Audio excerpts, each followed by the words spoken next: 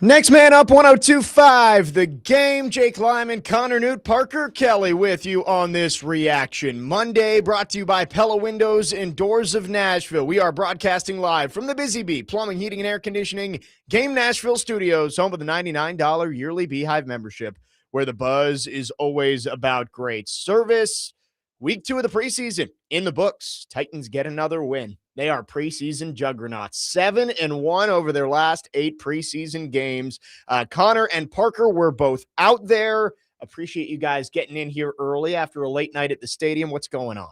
What's up, man? It's we are approaching Detroit Lions level of preseason dominance. I mean, the more preseason wins over the last 750 days They are than regular season wins now. 9 how and many 2. is that? It's They've got 7 preseason wins over the last 3 years, and they have 6 regular season wins so far. Believe they are Wow. 9 and 2 in their last 11 in the preseason. man. Dominant. Yep. It's I mean, are we saying greatest preseason team of all time? That goes to the Ravens. That's of the course. Ravens. But Titans are making a claim. They're staking their claim for it. I saw Fox NFL post yesterday that the Titans stormed back and won the game yesterday. I'm like, guys, it did not feel that way. Yeah, it's the same thing as last time we talked. You were in here for the Reaction Friday after the Niners game, and I came back from break at one point and say the Titans lost. I'm like, no, it only feels like they lost. They did end up with more points on the scoreboard. Kind of a similar feeling this morning. I fixed your grid for you this morning. Oh, did it still say lost? Yes. Oh, yeah.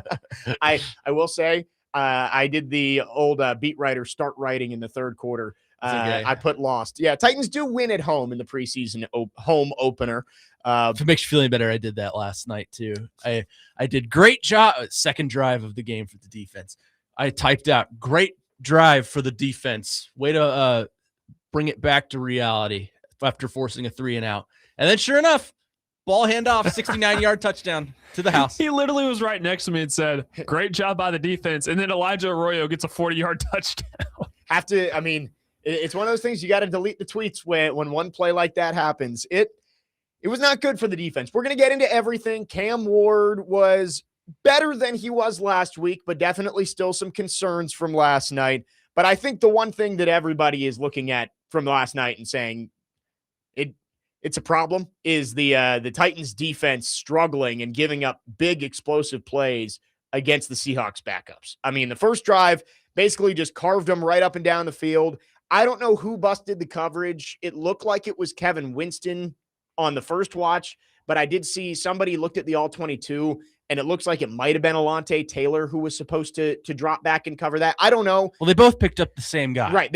There were 2 guys over there. They both went to the guy on the out route, and Arroyo was wide open. Whoever busted it, it was a busted coverage. I believe it was Winston. I think he was responsible for the tight end in that case. It would make the most sense for it to be Winston, right?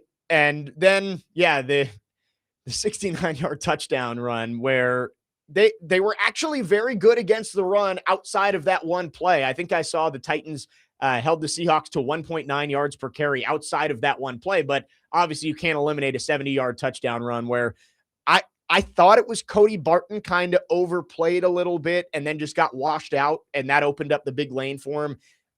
I'd have to look back at the all-22, but on first look, I think Cody Barton was the one who was out of position. Cody Barton just seems like he's 2 steps late to every single play at this point. I mean, at what point do we look at it and say, yeah, the guy under you, his name's Anthony Hill. He's a rookie. He had an interception last night and a couple of pressures. At what point? And a sack. At what point do we look at it and say, yeah, he has a higher ceiling. We could probably plug him in there. I'm not calling for it yet because, again, preseason, everyone. Let's relax a little bit. But at the same time, Cody Barton was a problem last night, and not in the good way. He was 2 steps behind every single play. He was the reason for a lot of these successful plays, especially in the passing game. I mean, I always tell you this about the Titans. They have this really cute thing they do that they make backup quarterbacks look like Hall of Famers. Yeah. They did that for Drew Lock last night. Cody Barton was kind of to blame for a lot of that. There were a lot of passes across the middle that he just wasn't there in time for. So I don't know. I'm a bit concerned about Cody Barton. I'm a bit concerned about the defense as a whole, obviously. Yeah, I mean, I'm with you on. I know that there is a lot that Anthony Hill needs to learn mentally to be a successful Mike linebacker wearing the green dot, calling the defense. But I do wonder if it's like, hey, do we just take our lumps and know that not everything's going to be perfect with Anthony Hill, but we've got a playmaker out there. Whereas Cody Barton's not a traffic cone out there, but I think you're taking away a massive weapon on the defensive side if you've got Anthony Hill riding the bench for the most part early on in the year. So I don't know. We can get into that conversation later. I have like mixed feelings about how concerned we should be about the defense, because for weeks, what we say is the joint practices matter more than the preseason games, right? The joint practice is where you're getting best on best and you're competing. And by all accounts, I know you guys were out there. I was not out there on Friday, but it seemed like the Titans defense had a really good day. I mean, I watched the mic'd up video of Jeff Simmons and he was going after him. He was in the backfield. They had to pick 6 on Sam Darnold. It seemed like the defense won on Friday in the joint practice against the Seahawks once. But does that erase the fact that they gave up 2 huge explosive touchdowns against backups on Sunday? I have mixed feelings about it because, yes, I think in general, joint practices matter more than the preseason games, but maybe not as much when it's your starters against their 2s and you're getting carved up like they did last night. Yeah, truthfully, I didn't spend as much time with the defense on Friday as I did with the offense. It's difficult to watch both at the same time. Well, it's difficult from the vantage point. Right, I was filling in for you. And then the last 30 minutes of practice, I went down to the ground. And, they only give you such a decent vantage point from behind the south end zone. So I ended up watching a lot more of the offense than I did the defense. But I think it's fair to say that they won the day on Friday. I feel like Alontae Taylor's pick 6, Femi Oladejo was everywhere. Even Cordell Flott made some plays in the pass breakup game. I feel like it's safe to say that as a whole, the Titans won the day on both sides of the ball against Seattle, because I thought the offense won the day over their defense. Yep.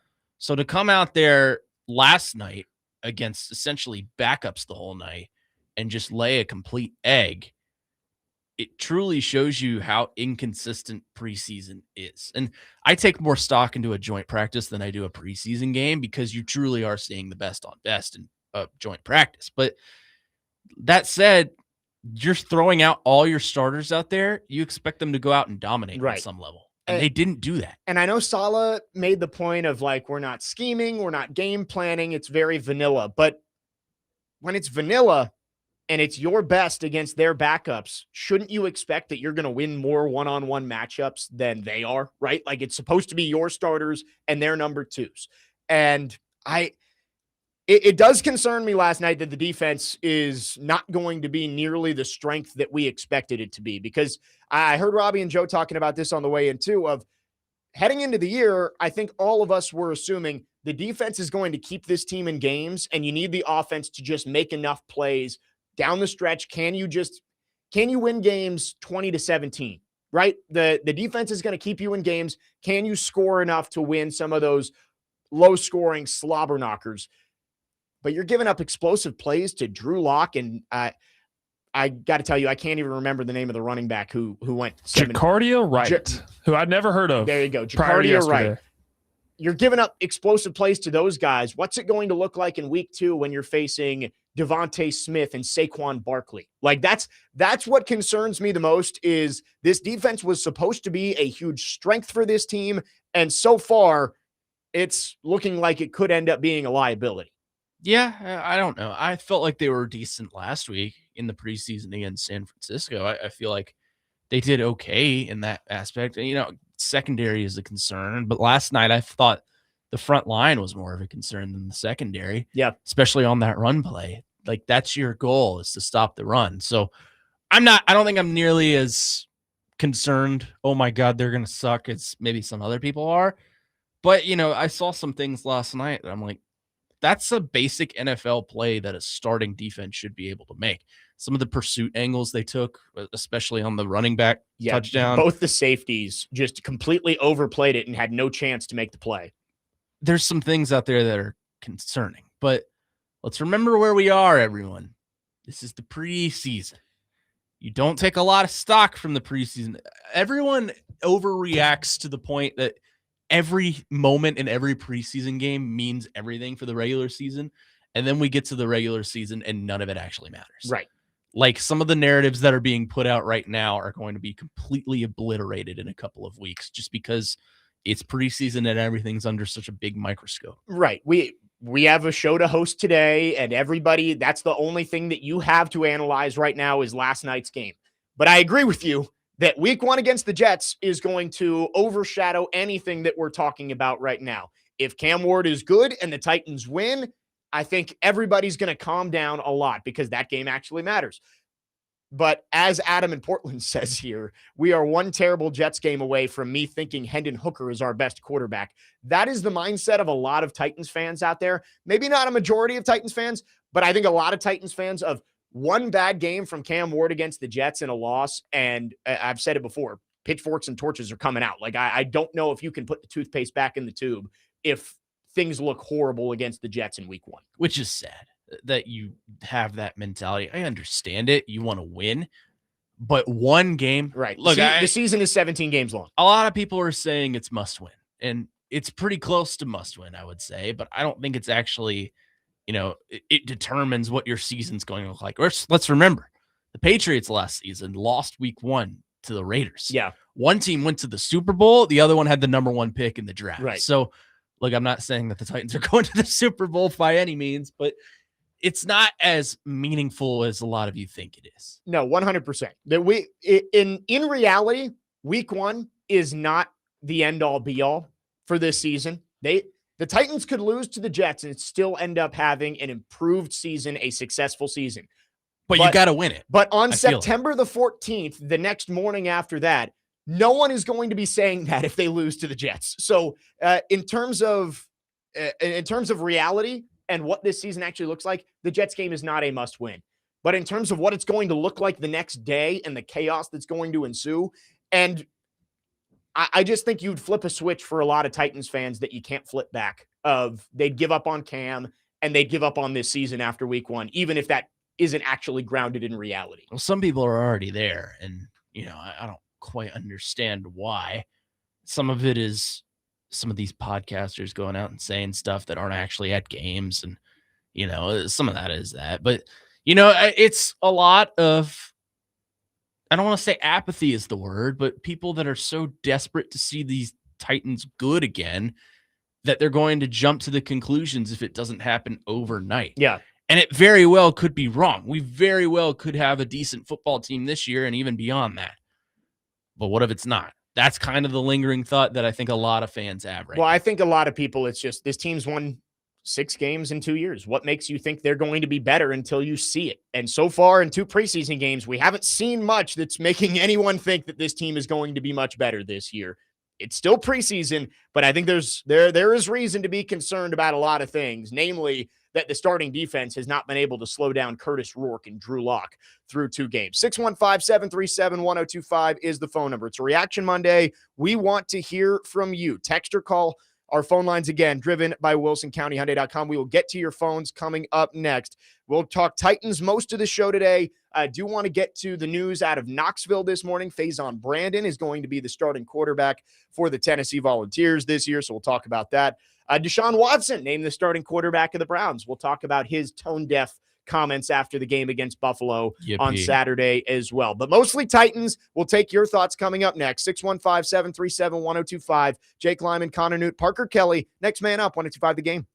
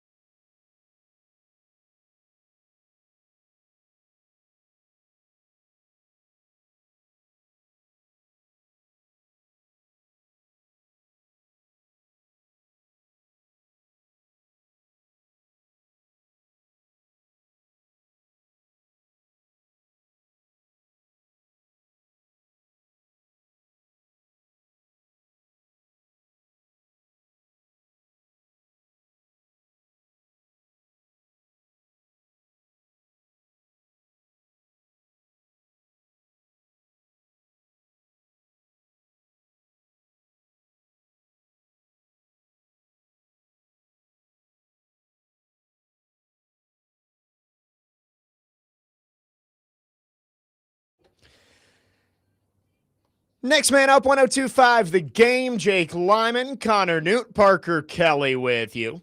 Titans win last night against the Seahawks, 2-0 in the preseason, but lots of struggles early on. The starters against the backups outscored 16-3 in their first 3 drives. Right now, Robert Saleh is speaking to the media via Zoom. Just a couple of news and notes here before we go to our phone lines. Saleh says they're hopeful to get Nick Singleton back on the practice field tomorrow, so good news there. He says Fernando Carmona did a decent job yesterday and likes the way he's progressing.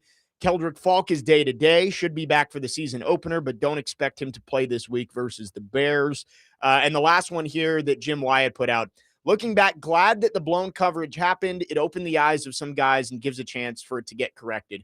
And I think that is the one thing to note about the preseason is it's better to have these issues now and hopefully can get it corrected. And these can be lessons learned on both offense and defense. But obviously it's concerning to see against the caliber of players you've seen on the offensive side of the ball that you've been giving up big X plays in back-to-back weeks against Rourke and Locke and Jacardia Wright and all these guys that probably are going to be backups at best, maybe not even making the team. It's eye-opening for sure. And to his point, I'm glad it's happening now because that's something you can get corrected. Everything you see out there is correctable. It's just a matter of can they capitalize on that? And if they can't, then, we've got ourselves a problem. But it's all correctable, right? Offense is correctable. The Cam Ward accuracy things are correctable. Yeah. The defensive coverage, the blown coverage, the busted plays, they're correctable. It's just a matter of are they able to do it? And I think the negative narrative being put out there by a lot of fans it has some validity to it just because of the history of this franchise. But I'm not there yet. I've told you, we talked about the concernometer last game.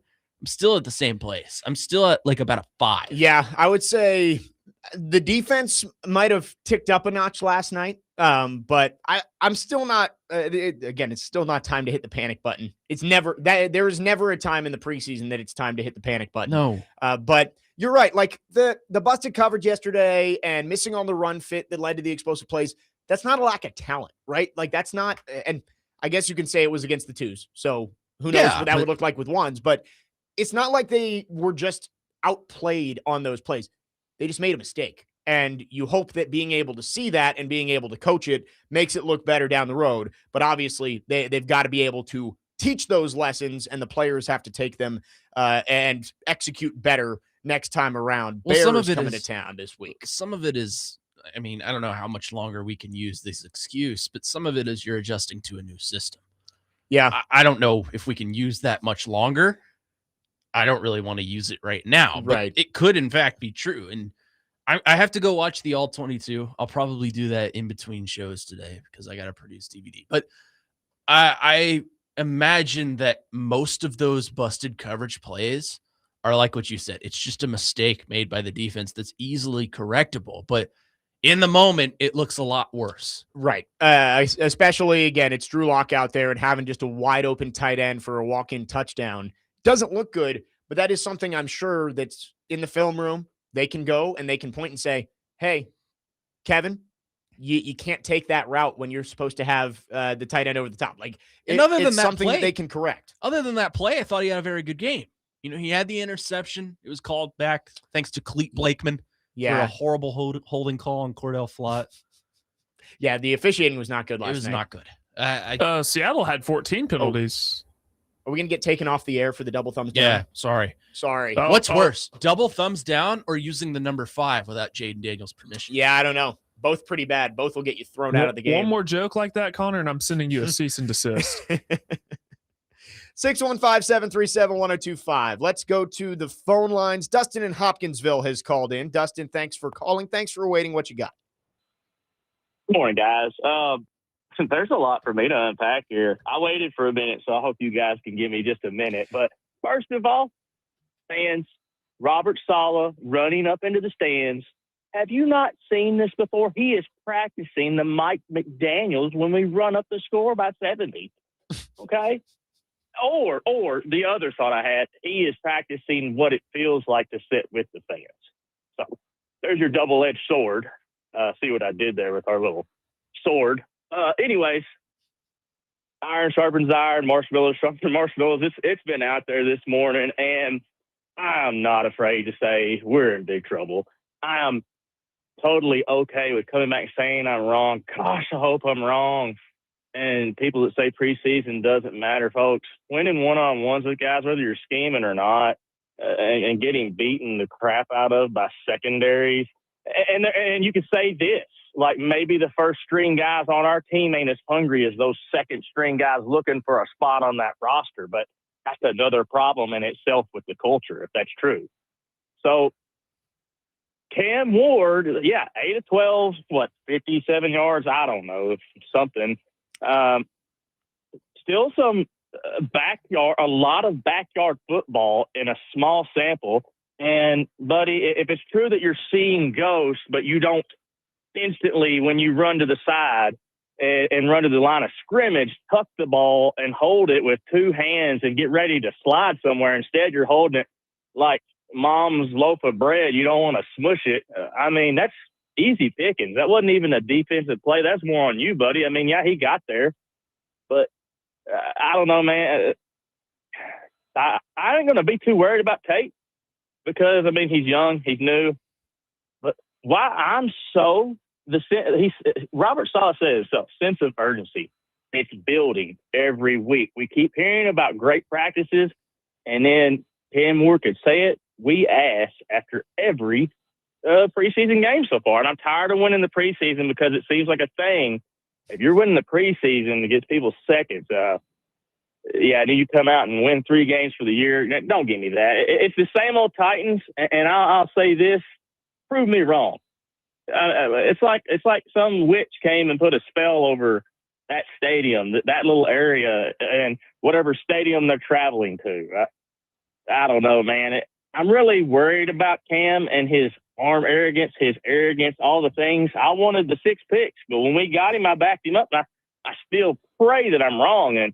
But I'm just telling you, if Dable ain't got him further by now, it almost looks like the 2 last games he had to me, he still has a lot of bad issues to correct. And some things they're just stuff that people off the street would know to protect the football. What's going on, dude? Like, and for people to say, what was it? Well, we're not doing our scheme and, all this stuff.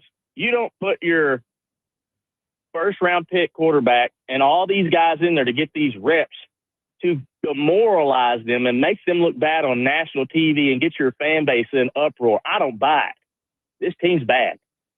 Y'all go ahead and have a good day. Thanks for the call, Dustin. And we're going to get into Cam Ward a lot more coming up in the next segment. I thought he had 2 bad plays last night.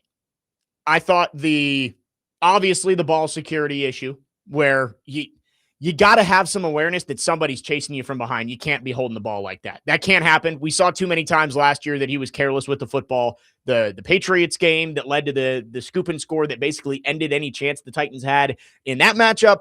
And yesterday, at least the ball didn't just slip out of his hands. At least somebody actually forced it out. But you've got to be able to protect the football better there. And then the throw to Carnell Tate over the middle, he just missed him. Like outside of that, I thought Cam Ward was actually decent the rest of the way. What about the throw to Alec Alexander that he missed? He was held. Should have been DPI. I mean, yes, it could have been a better throw, but if he puts that ball in front, he probably scores. Yeah, I agree with you. Probably could have been a better throw there, but should have been a positive play.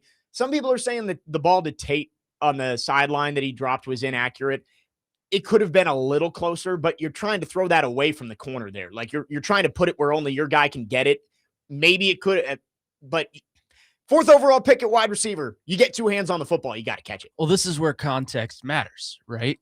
The Alec Alexander throw, DPI, we could argue there. The Carnell Tate throw, got to catch that. The Gunnar Helm play, you got to get your feet down. Got to get 2 feet in. We are 3 plays away from him having a relatively good day, and we're talking about, Cam Ward looked really good last night. Being 10 of 11 throwing the football. Yeah. And probably the throw to Carnell Tate was great. Put that ball right where it needed to be. It was. You got to catch throw, or not an easy throw, and he made it. Right. I thought Cam was good for the most part about taking what was given to him. He had quick throws to Wan'Dale Robinson a couple of times. Tony Pollard open in the flat, put him in stride, let him get up the field. I thought that was good from Cam. There wasn't anything really great from Cam, and there were the two bad plays. Like, again, the Carnell Tate throw on the crossing route wasn't even close. And then the ball protection issues. So we'll get into more of that coming up next. First, Trey has been waiting. Let's go to Trey. What you got for us this morning? We've been waiting to hear what your thoughts were. Good morning, guys. Hey, I just want to say that I watched the game. I watched our starters against their second string players, and I honestly thought that we looked like trash. I'm not going to sit here and say, well, this play was good, that play was bad. This play, Cam, overall, what I've seen or what I've heard on the radio, he's not getting better. His accuracy stinks, and for him to go out there and be running with the ball down like it's a bag of potatoes, it's like he's doing the same things. It's like, yeah, he's progressing a little bit, upwards, but is it going to be enough to win us 50% of our games? I don't know. Just terrible. And then the defense going out there, it's like seeing guys out there like a self-gratifying attitude. Like they're all out there like doing their own thing. That lane open up. Dude just ran through that lane like it was a darn 18-wheeler could have went through that lane like that. I'm just like, how did that lane end up like that? Are they even being coached? Then I thought about it. I'm like, yeah, they're being coached. It's just they're out there self-gratifying. It's like we get these players that come here and they have these big games, on these teams, doing their thing and do well on other teams. Then they come to our team, come to Nashville, get a big paycheck, and play like crap. And I think Cam Ward is just out there trying to survive. That's what he's doing. I can see it. He's trying to survive. You can't be the leader of a team trying to survive, And then for them to interview their Super Bowl quarterback doing like a whole darn series while we're out there on the field was totally disrespectful. I was at the game, so I didn't see this, but I did hear that Darnold was being interviewed for like 15 minutes. Yeah, totally disrespectful. They don't respect us, and I see it, and I've been seeing it for 20 years, and I'm sick of it.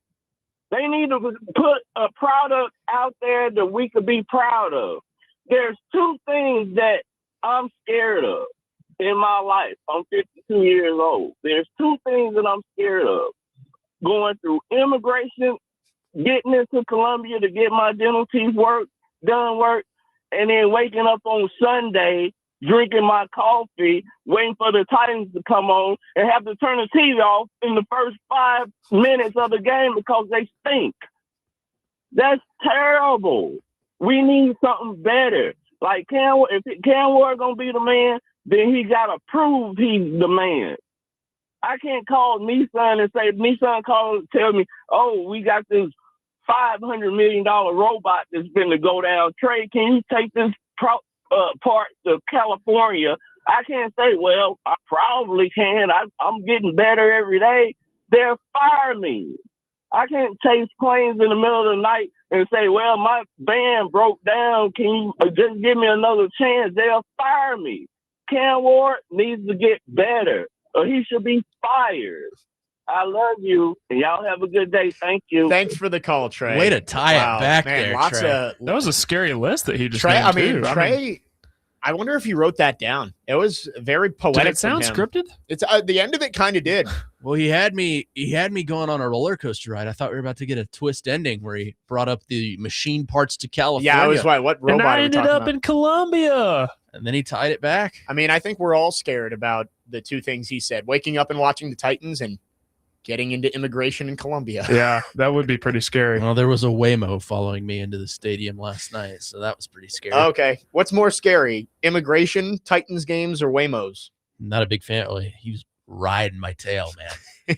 And I looked back and I was like, "There's no one driving this vehicle." We were walking across the pedestrian bridge last night, and I thought a Waymo was about to try and turn onto the pedestrian bridge. Luckily, I think it was just waiting, but it looked like it was ready to make a left turn, like right through everybody walking across. I think the traffic getting into the stadium is scarier than all of that. Yeah, probably. It's pretty bad. 615-737-1025 is the phone number. We'll take your thoughts on our phone and text line. You can also chat with us on our YouTube channel. Subscribe at 1025 The Game for live shows and exclusive content. Let's talk Cam Ward on the other side. Jake Lyman, Nute, Parker Kelley, next man up. 1025 The Game.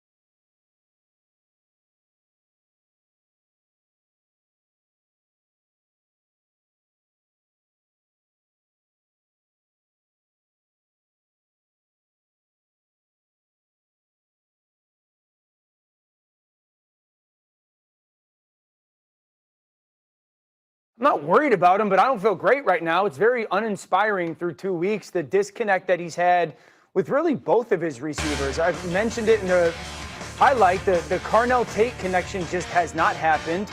We haven't seen Ridley have a connection. There's misses, and so the only receiver that he's shown, at least through 2 weeks in the preseason game-wise, to have that good connection with has been Wan'Dale Robinson, their free agent signing. So it's been uninspiring and disconnected so far in Tennessee. That was Dan Orlovsky this morning talking about Cam Ward's performance. Next man up, 102.5 The Game, Jake Lyman, Nute, Parker Kelley. They didn't play the music loud enough under Dan No, Orlovsky. they did not. NFL Live and ESPN in general loves to do that, of like the analysis and just like super loud music underneath it. Scares me whenever it plays. I was like, man, is this that short of a clip? I thought you were playing something underneath it. And I was like, oh no. Get rid of it. No, I can't. I don't know. I think that's probably the perfect way to put it from Dan Orlovsky. And I'm not always an Orlovsky guy. Like I think sometimes he is looking for the right word here. Like he thinks that he's a much larger voice of quarterbacks than he really is. Like he's not somebody who had a whole lot of success in the NFL, but acts like he's Tom Brady. Does he know where the end zone is? Not his own end zone.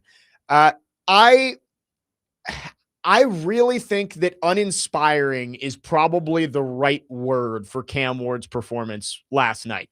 Was it bad? I don't think so. Like, I don't know if I would say he played bad last night. We said what, like D plus for the San Francisco game? I'll go C-. I'll go C minus. I think it was an improvement, but there wasn't much last night that made me think, all right, it's moving seriously in the right direction. I did like that he was quick to take his checkdowns and take what the defense gave him. We saw it multiple times, and it led to some explosive plays. He hit Tony Pollard for the big, 33-yard gain up the sideline. He was able to get the ball out quick to Wan'Dale Robinson a couple of times. But when the play broke down, you saw some of the similar issues we saw in San Francisco, not taking care of the football.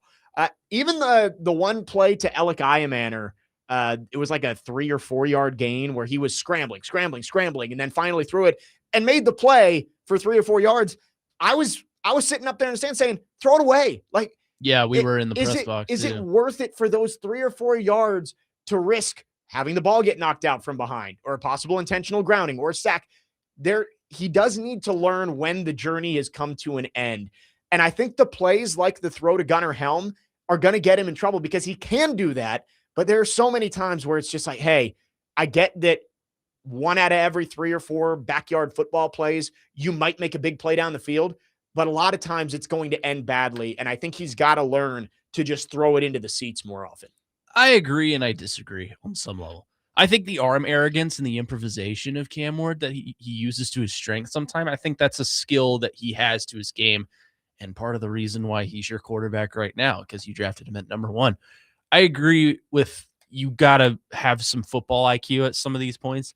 At least he didn't tuck it and run and, try to throw it or helicopter himself into the Will Levis play. I don't understand what he thought he was doing there. I mean, he got the first down. Give him credit for that. He's trying to put as much as he can on tape for another team, but he could have had an easy passing touchdown. Dearness Johnson was wide open, which looks better. He can't help himself. But Cam Ward, I mean, the mentality is there. And I told you, context matters. He is 3 plays away, and all 3 of them were not necessarily his fault as to why they didn't complete. He's 3 plays away from having a pretty good day. Yeah. So context matters, but I do agree with you in that some of the things we saw last night in his decision-making and ball security and things like that, you got to improve on that.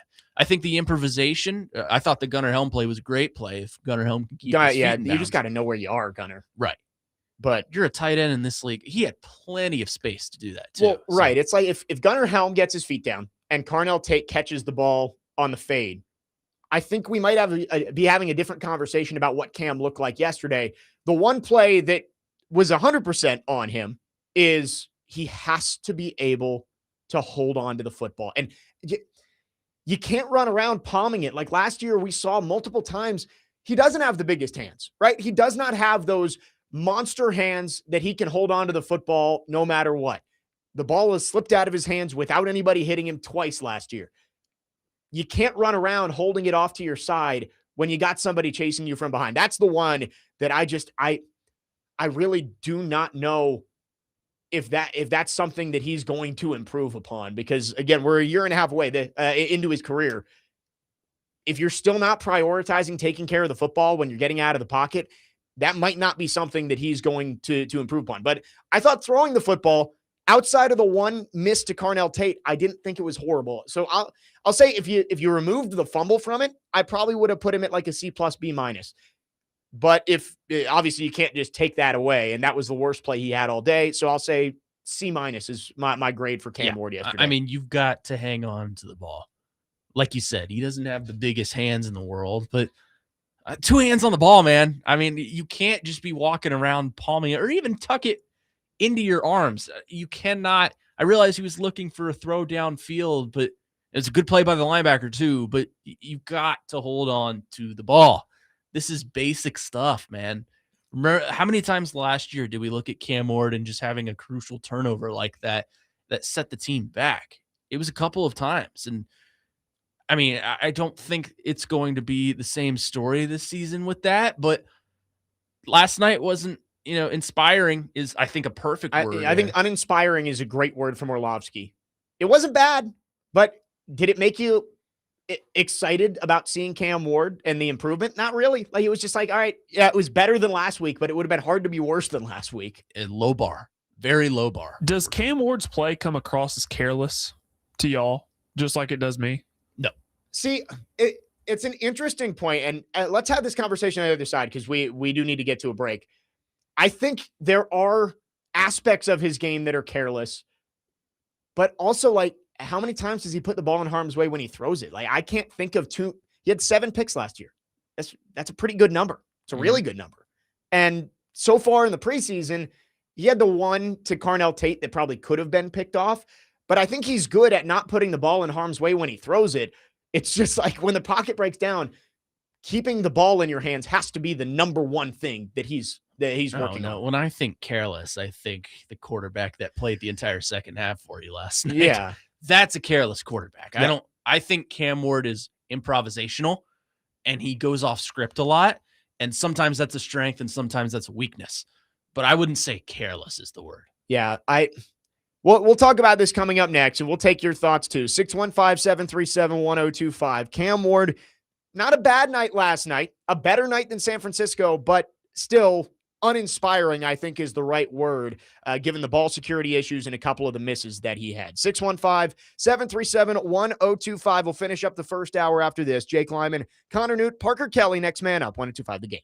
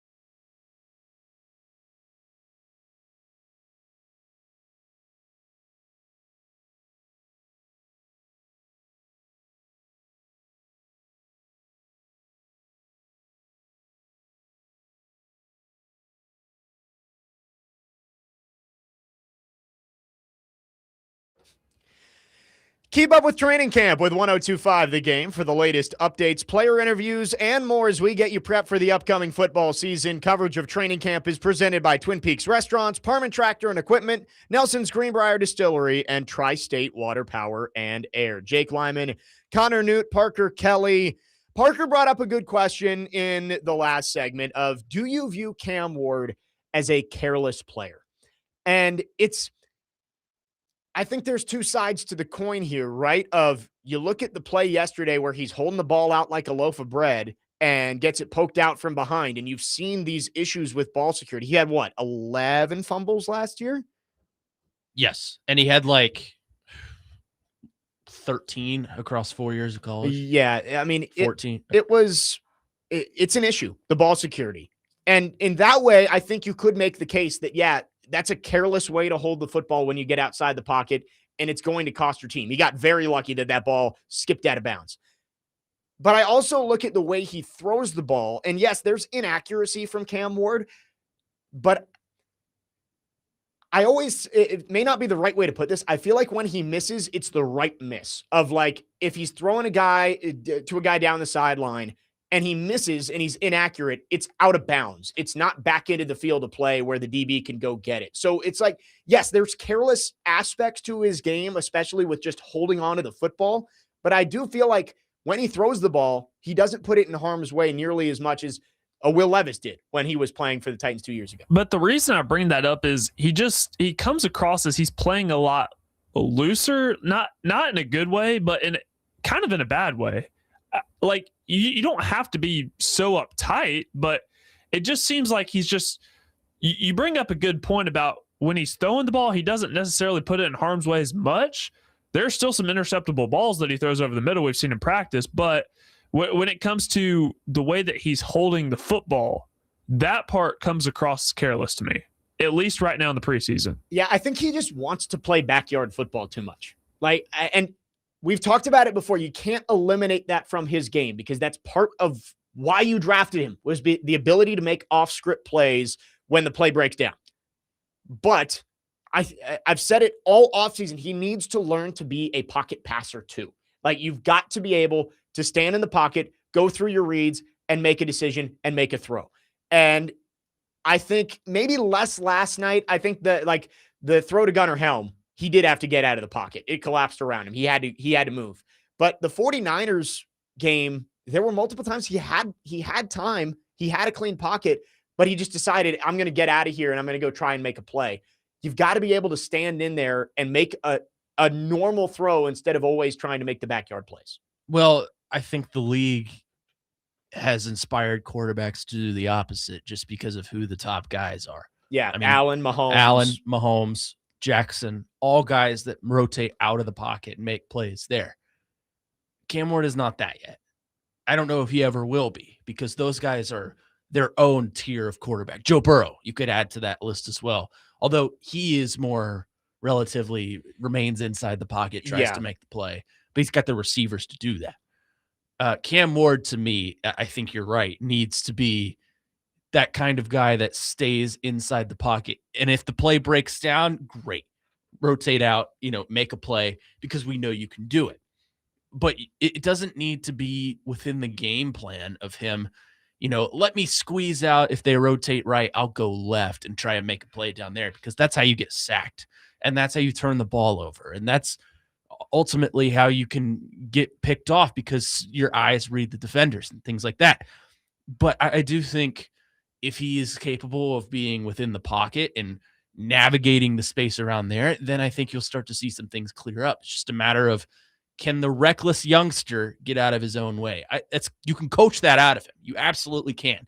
It's more of a mental thing for him than it is a skill thing. Yeah. And for that reason, I don't think he's careless. And I think with Brian Dable, you saw it in practice last week. Pretty much every practice we were out at, the plan was just take what the defense gives you. Take what the defense gives you. And what were the most productive plays he had last night in the preseason game? Just, hey, drop, find your first read, hit him. Wan'Dale Robinson, quick play, first down.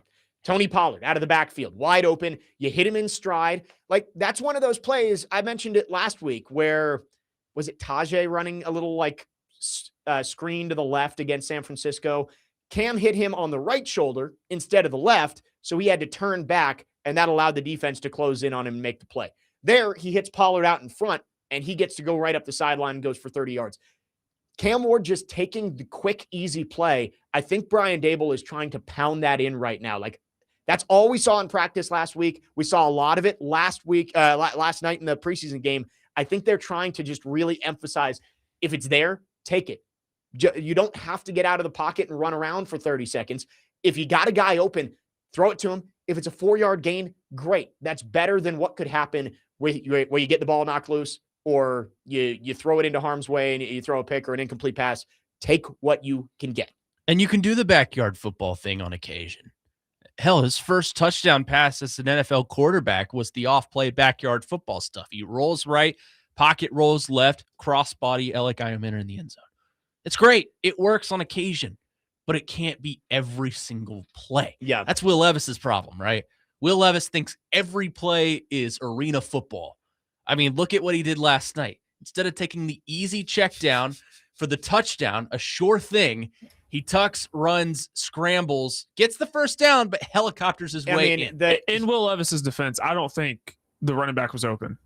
He absolutely was. Go back and look. I went back and looked. I do not think he was open. I think he was wide open. He might not have scored, but he would have gotten the first down. I don't think he was open. I do not think he would have scored. I think the result is largely the same. I think a first down would have been picked up, but I don't think he would have scored. Will Levis, when he sees a defender he can run through, it's like the Green Goblin mask talking to him. Do it. Like, is that's Palpatine from Revenge No, of the Sith. we need Corey Curtis to come back in here and do a Sith Lord impersonation. There you go. Not open. I mean, he gets the first down for sure. There was That's somebody not a over the top, touchdown, though. but That's what I'm saying. I don't think it's a touchdown. yeah.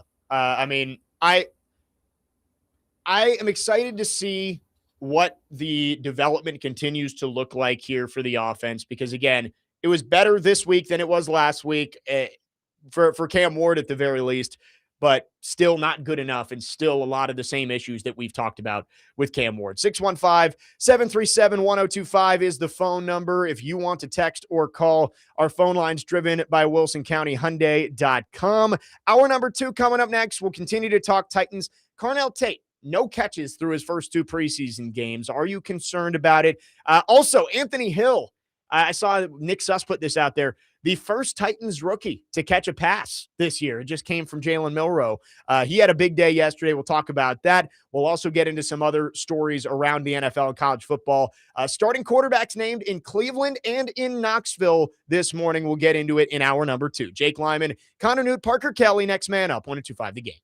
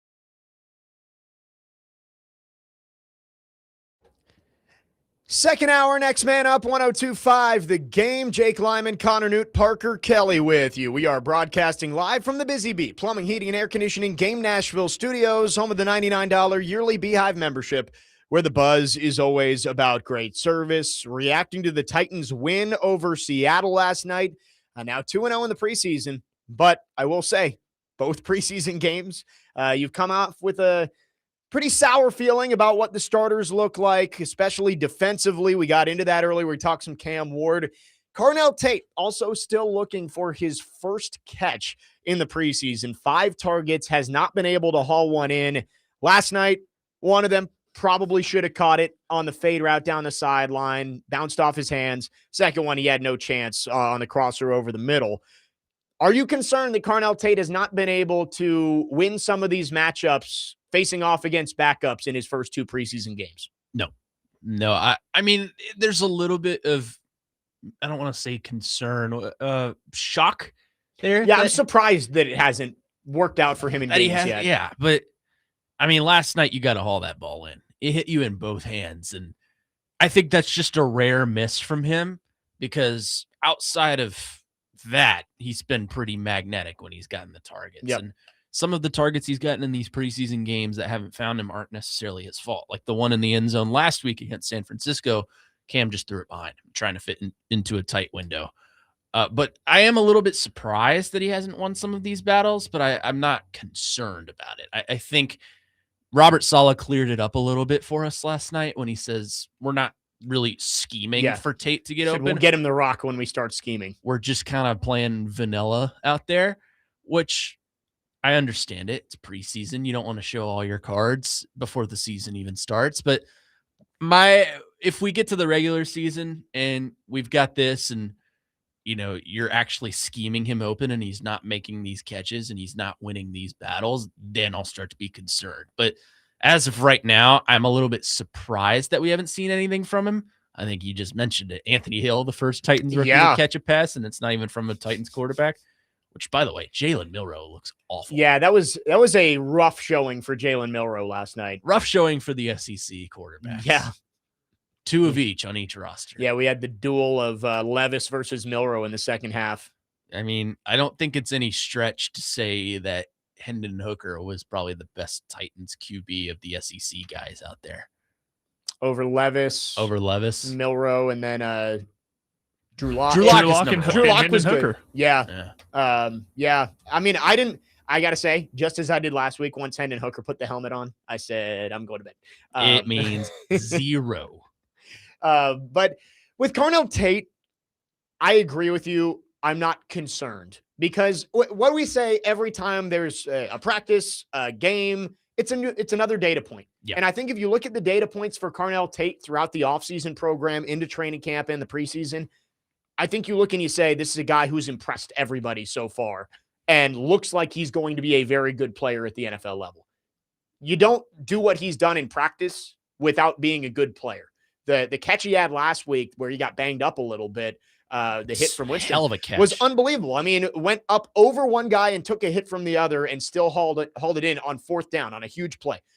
I think with all the data points you have on Carnell Tate, there's enough to make you believe that he's going to be a good player, even if it hasn't worked out in the preseason games yet. I saw a lot of people are pointing to Jamar Chase's preseason stats from his first year. 1 catch on 5 targets for 16 yards in his rookie preseason. And there was the whole thing with Jamar Chase's rookie year about not being able to see the ball because the stripes weren't on it. You remember this? He had so many drops in camp that people were like, what's going on? This is supposed to be a generational wide receiver guy. Well, prospect. He ended up being pretty darn good. Maybe the best wide receiver in the league. Argue he's probably the best in the league. I will not say that Carnell Tate's going to be Jamar Chase. I just think that with all the information that we have on what Carnell Tate has done in practice and throughout the offseason program, I'm not worried about him being a good player for this team. But yes, you would like to see that connection between Ward and Tate start to heat up over the next few weeks as you gear up for week 1. And if he does struggle a little bit, then I would chalk that up more so to the growing pains of being a first-time receiver in the NFL in a new system than I would, he sucks. He's not going to be a good player. Because I can't recall, at least in my lifetime, a wide receiver taken in the first round for the Titans that had this much hype surrounding him. Like Treylon had a decent first camp. Well, he had the asthma stuff going stuff. on, which like kind of put a damper on everything. And Corey Davis, I guess, was big, but I don't remember him having the hype that. Well, he got hurt in camp too, I want to say. I think he had a hammy issue. That's right. Or something like. When did Corey Davis not have a hamstring issue is probably an easier conversation. But no, I think you're right. The Carnell Tate, based on what everybody's seen in practice, you don't go out and be the story of practice multiple times throughout training camp as a rookie if you don't got some talent, right? Like, well, there's a difference between playing at the Ohio State and Arkansas or the Ohio State Western Michigan. and Western Michigan. No offense to them. They were great players coming out of college. Yeah. But this is a different level of prospect. I don't say this is the elite wide receiver prospect like Jamar Chase, Justin Jefferson, what have you. But this is, you take a wide receiver at number 4, you expect him to be near the top. And I think the volume is going to be there. I think the potential is there. I don't take a lot of stock in him not outperforming everyone in the preseason because we've seen examples like this before. And turns out just fine. Well, and you look at the stadium scrimmage 2 weeks ago. That's a data point that you have to put out there as well. That he was the talk of the town after that night with the one-handed catch and the plays that he made downfield. And then the practice after. Right. Had three touchdowns. You got to take all of it into account. Maybe some data points are more important than the other, but I think with what we've seen from Carnell Tate, I don't think there's reason for concern about him not having a catch through the first 2 weeks of the preseason. 615-737-1025 is our phone number. 9194 says, how bad would it be for Will Levis to get traded to the Jets, him start and beat the Titans week 1? Bear down. I mean, we're switching teams, Parker. We're going to the Bears. I mean, Will Levis is not going to get traded at this point. They're going to cut him. Is there anything that you've seen that's made you think who would want him? Worth the draft pick? Do you remember when we were talking about this, Jake, and I was saying, well, there's also the caveat where he's going out with the threes. They can't protect him on the offensive line, and he doesn't look good, and then nobody wants to trade for him. Yeah. That was always one of my biggest fears with this. Yeah, I think he's 7 for 17 through the first 2 preseason games against threes right now. It felt like a long time before he even completed a pass last night. Yeah. He had at one point, he may have finished with this.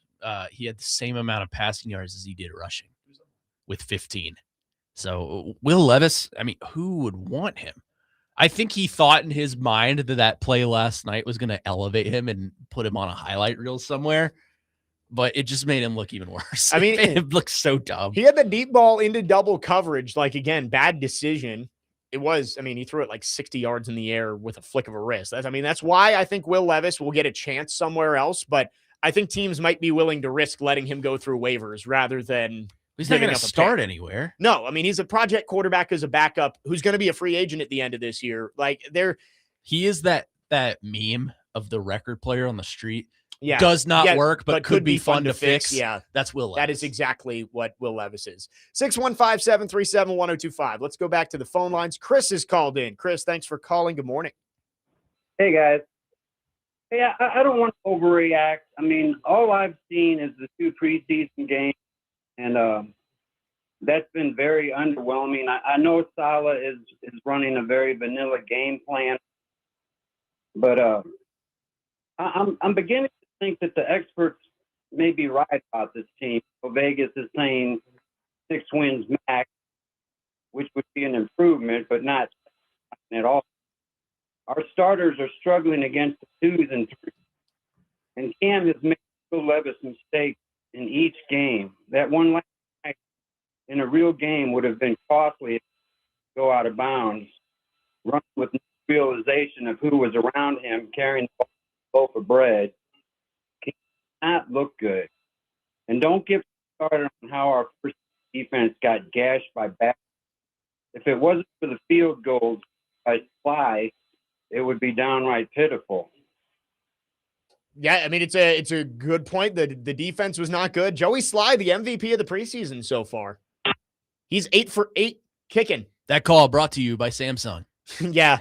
We appreciate the call, Chris. It was in and out there for a second, but it's the gist of what everybody's saying right now. Cam Ward has not looked good enough in the preseason games to start his second year, and the defense getting carved up last week by Curtis Rourke and then Drew Lock this week, not very inspiring for the aspect of your team that was supposed to be your strength was your defense. And it hasn't uninspiring. Again, another good word. I am not feeling like this team is going to be all that much better. He mentions the Vegas win total, which I think is 6.5. So the expectation is they're going to be better this year. Yeah. I mean, I would imagine they double their win total. I'm still on that. I still think 6-7 wins, maybe 8. Don't even do it. What are you, 12? God, that was so last year. Jake. Yeah, leave it behind. I regretted it immediately. But yeah, I mean, I agree with you. I think they're going to be better. I think it's hard to be worse. And I think it's going to be progress throughout the season. You hope you're able to win week 1 against the Jets because that's one of your more winnable games on the schedule. I think the biggest thing with Ward, with Saleh, is you want to see by the end of the year, is this team ascending? Is this a team that you look at and say, that could be a playoff team in 2027? It may not look perfect early on in the year, but you need to see growth, and you need to see especially the young guys led by Cam Ward coming along throughout the season and looking like the core of this team for the next iteration when the window opens. We have been talking about being ready for 2027 for this to be a playoff team again. Right now, I don't know if they're on track for that based on what we've seen. But that's why you play the games. You got a 17-game season coming up. We have to see how they are progressing throughout the year. Yeah, and the preseason does not factor into that as much as some may think, at least in my opinion. Now, I think we can take some storylines from it and some things that we've seen from it, like we're doing right now, like Cam Ward, like Carnell Tate, like the defense, and carry that over into the regular season. Yep. But overall, the stats and the results do not matter one bit. Right. That no one is going to remember what Cam Ward did in these preseason games in 3 weeks, right? Because you're going to have a real game, a full 60 minutes to dissect. We're not going to be sitting here on Monday, September 14th, talking about what happened last night. That's going to be, and I hate to say it, but I think that is a massive turning point for Cam Ward and this fan base of, can he look like the guy in a game that you probably should win at home against the Jets? Yep. Can you go out there and put the team in position to win the football game? It's going to be massive. Whether it means Cam Ward is the guy or not, I don't think so. I don't think you can make that judgment based off of game 1 in his second season. After Will Levis's disaster against the Bears 2 years ago, I remember we came in and said, it's still just one game. But I also, when you look back, I think that's where the fans kind of started to turn on him. Yeah. Cam Ward's in a similar position where he has to prove that he's the guy early on, or else I think you're opening Pandora's box and you can't put it back in. Well, I told you this before.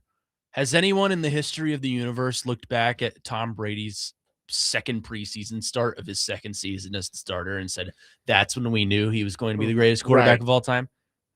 No. There are moments throughout a career where we define that. And it's a path. It's not a one specified moment. It's a path. Right. For Will Levis, it's not even a specified moment. Now, that Bears game was a good start. That Jets game afterwards is a good start.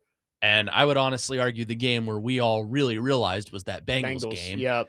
But it was a path. It was a trajectory to get there. And let's not forget, last year, we thought, heading into that season, Will Levis and Brian Callahan, 2 years ago, Will Levis and Brian Callahan, we thought there might be something there. And it turns out both of them were boneheads. But, you can't, what I'm trying to say is you can't take away any conclusions from the preseason. Right. Does anybody remember a single moment from Will Levis's 2024 preseason? No. I can't say that I do.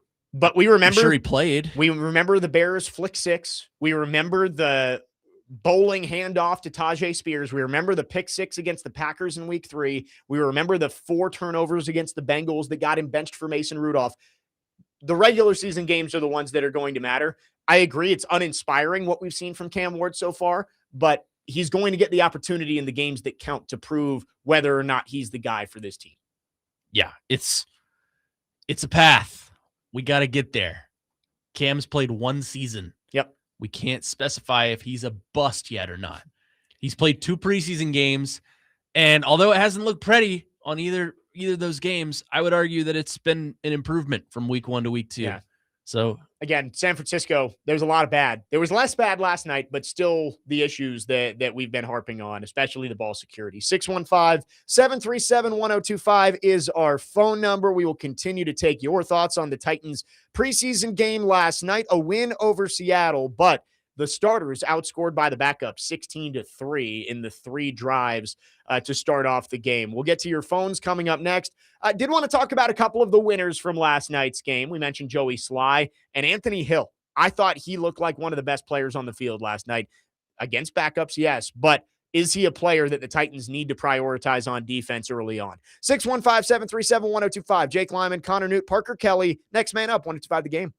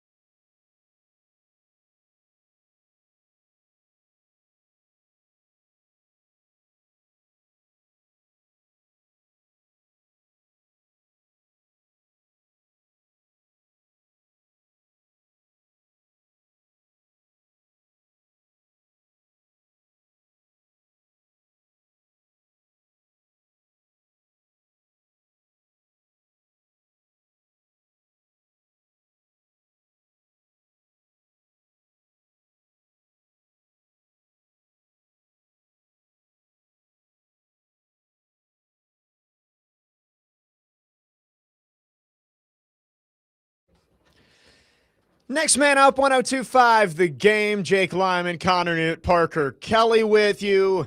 Titans get the win last night, 2-0 in the preseason.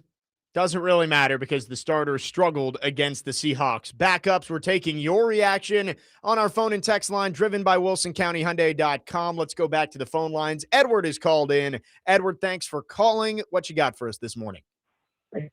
Enjoy your show, guys, as always.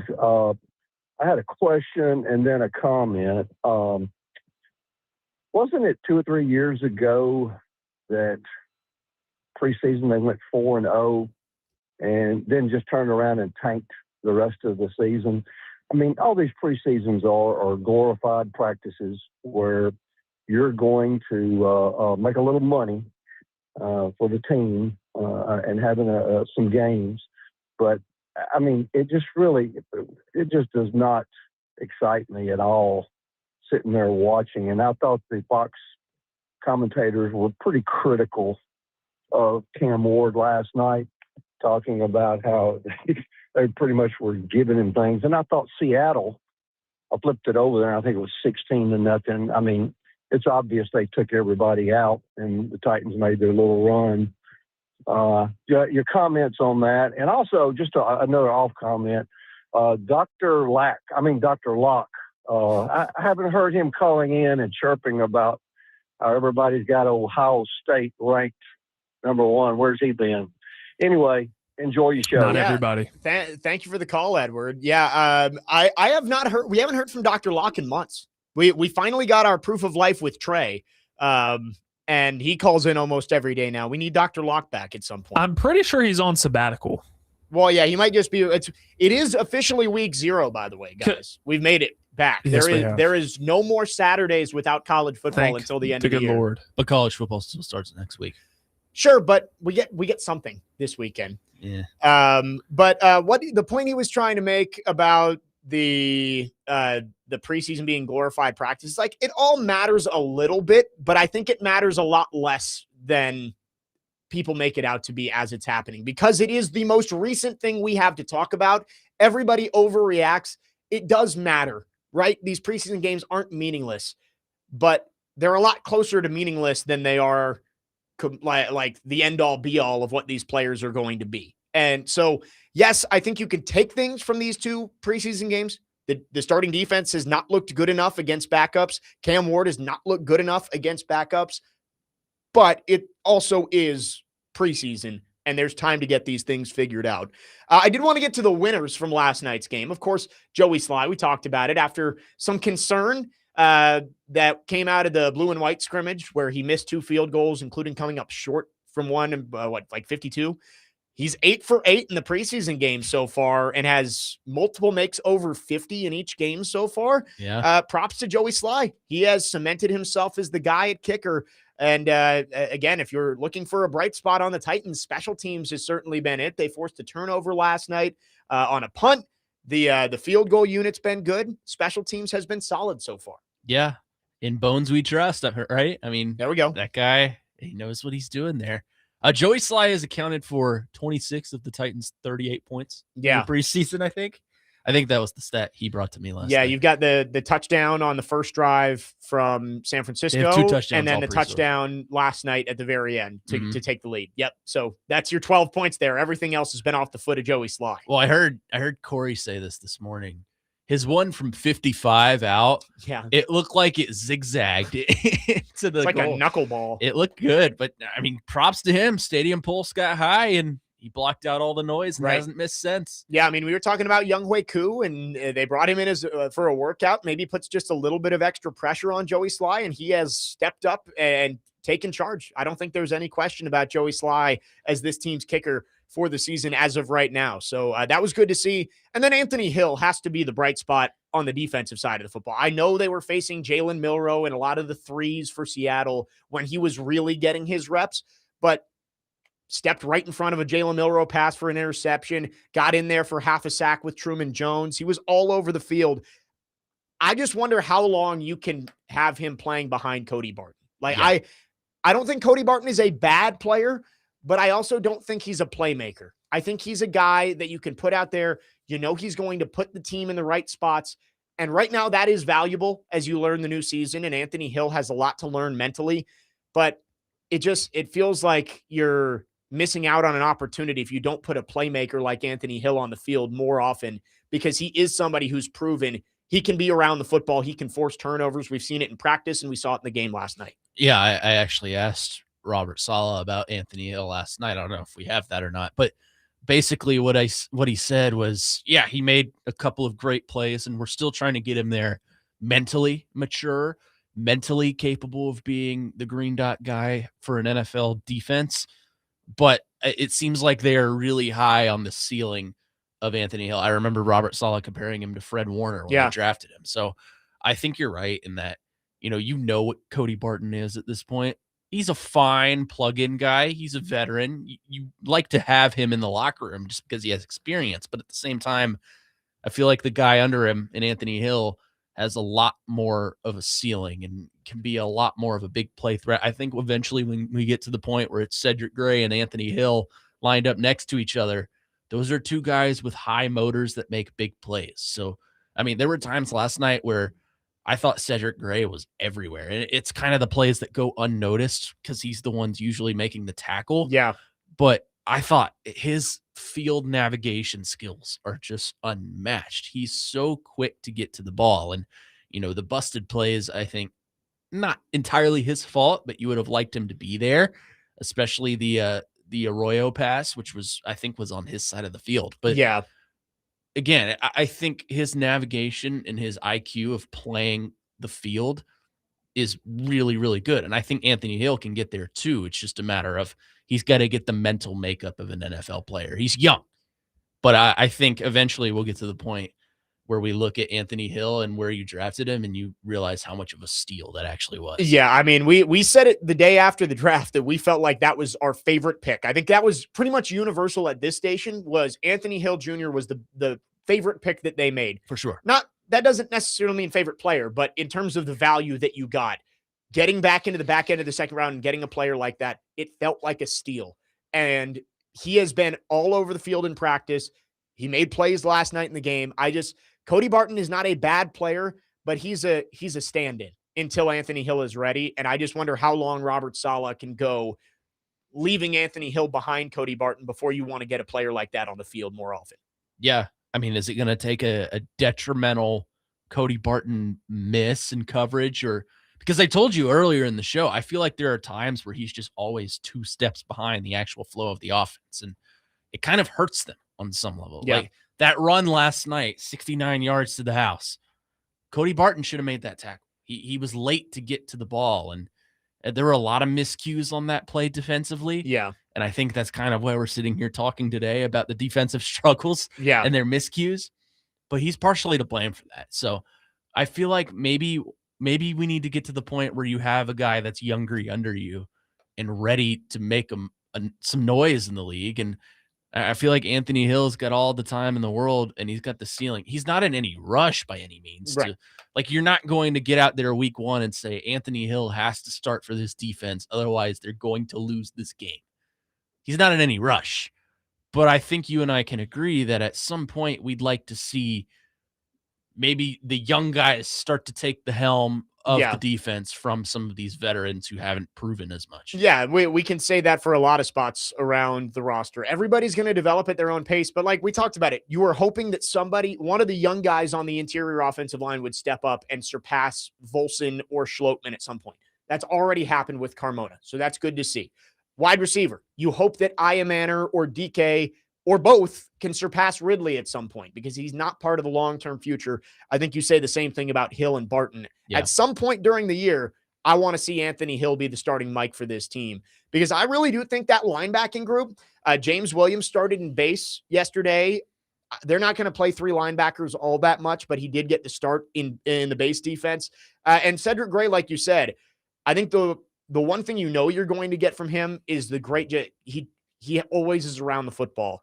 But we saw in pass coverage yesterday, I mean, it didn't end up mattering because he went 2 thumbs down, and it's a disgusting act. Is that the Joe Buck? What a disgusting act from Cedric Gray with the 2 thumbs. Yeah, Mr. Buck, sorry. The 2 thumbs down. But that was a great play in coverage. That's one of the things that we've been concerned about with Cedric Gray is he going to be able to keep up with these tight ends and maybe some slot guys in coverage? That was a nice play to make a diving deflection and break up that pass. So I think the linebacking core, you've got young guys there that you're excited about. It's just a matter of when can Anthony Hill surpass Cody Barton and get into that lineup? Yeah, you're on the right track. I think of all 3 positions you mentioned, right guard, wide receiver, in terms of Ridley's spot and inside linebacker, I think you're all on the right track to have a young guy step up. I think Iamaner I wouldn't necessarily pick him to do it this year. I know Rexrod will, but Alex had a good camp. He's had a very good camp. He's coming into his own. He's making plays when asked to, whether that's with the first team or the second team. He's getting in there. So wide receiver, I feel like basically who's going to be in that room. You give or take 1 or 2 guys, depending on if they keep 6 or 7. Inside linebacker, what that room's going to be. It's just a matter of who's going to step up and take the top spot. Yep. And then right guard, what that room's going to be. And it looks like you already know who's going to start at that position. So they're on the right track in terms of young guys, in my opinion, at those positions. That's something I guess you can compliment them on from last night. Is you're seeing young guys throughout practice and in the preseason game last night make some plays. So good on them for that, I guess. Yeah, it's what you want. You want to see the young guys step up and eventually take the torch from these veterans who aren't going to be around for the next few years. 615-737-1025 is the phone number. I got a couple texts we want to get to. There's a game presentation note that I want to make before we wrap up this hour. And we'll also get into some other news. Of course, Deshaun Watson named the starting quarterback for the Browns. He had a tough weekend against the Bills. And we'll also get into the news this morning out of Knoxville that Faizon Brandon is going to be the starting quarterback for Tennessee this year. 615-737-1025. Jake Lyman, Nute and Parker Kelley. Next man up, 1025 The Game.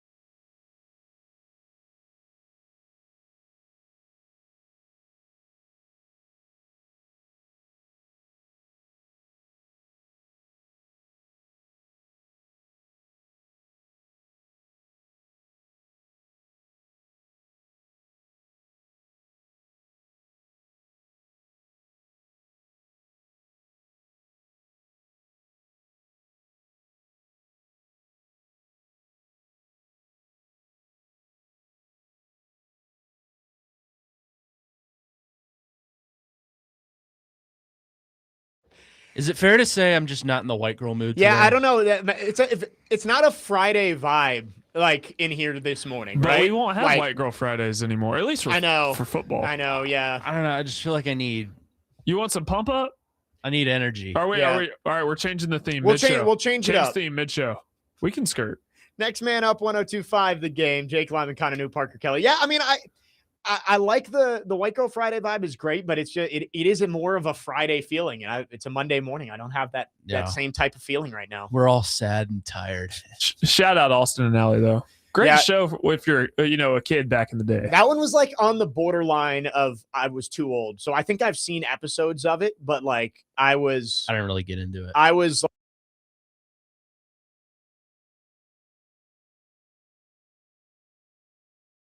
I wanted to get to this text from Dustin Hopkinsville, and we haven't really brought this up. He says the Femi face mask really pissed me off. Could have hurt him bad, uncalled for. Yeah, that is one of the craziest face masks I've ever seen. He had the helmet all the way turned around, like almost ripped his head off. Like I told Connor in the press box, like that looked like it could have snapped his neck. Right. I mean, that is scary. I agree. In general, the larger conversation I wanted to have is penalties were still a major issue last night. And you can blame old Cleat for some of them because, like, really, we're going thumbs down is an unsportsmanlike. I know they've been cracking down on taunting, and it's like you can celebrate directed at your own teammates, but the second you direct it at somebody else, that's taunting. Whatever. The illegal contact on Flott that took away the Winston pick, I thought was weak too. So not all of them were great calls, but this is back-to-back weeks now where we've been talking about whether it's the joint practice or the preseason game that the Titans are getting called for way too many penalties. And I agree with fast and violent and all gas, no brakes, but you got to play smart too, and you can't hurt the team. This is now 2 weeks in a row that we're talking about way too much laundry being on the field for the Titans. At least they got some makeup calls. Like the pass interference later on was on Ridley. Yeah, so they didn't call the one on Iamaner that would have extended the drive, and then they called the one the next drive that was close, but it was definitely weaker than the first one. It looked like a play on the ball first, but that was just me. They at least got some makeup calls in there, but yeah, officiating as a whole for both sides was not great. It's the preseason for everybody. Yeah, that's what the Fox commercial guy said in front of me before he decided to FaceTime all four of his friends.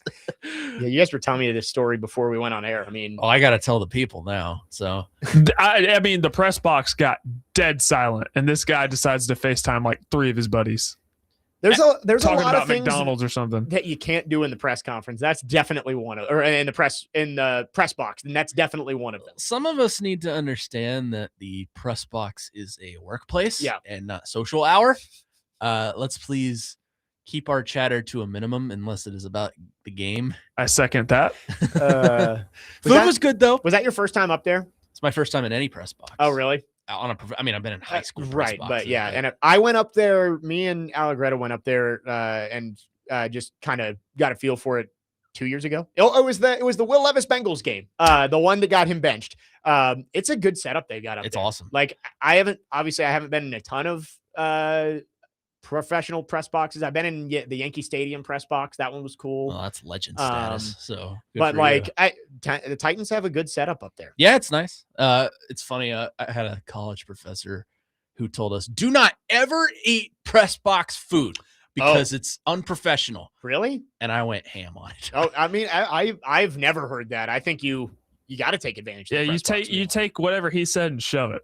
That's what you do. I did in my mouth. I will say the food, the Yankee Stadium press box food is some of the best that I've ever had. Yeah. Which makes sense, obviously. But we went up there for the Pinstripe Bowl when Virginia Tech played Maryland a few years ago, and that it was like 8 different buffets. If you wanted Chinese food, there was a buffet for that. If you wanted like finger food, like there was stuff for that. At Virginia Tech. No, this was at Yankee Stadium. Oh, Yankee Stadium. It was unreal. Yeah.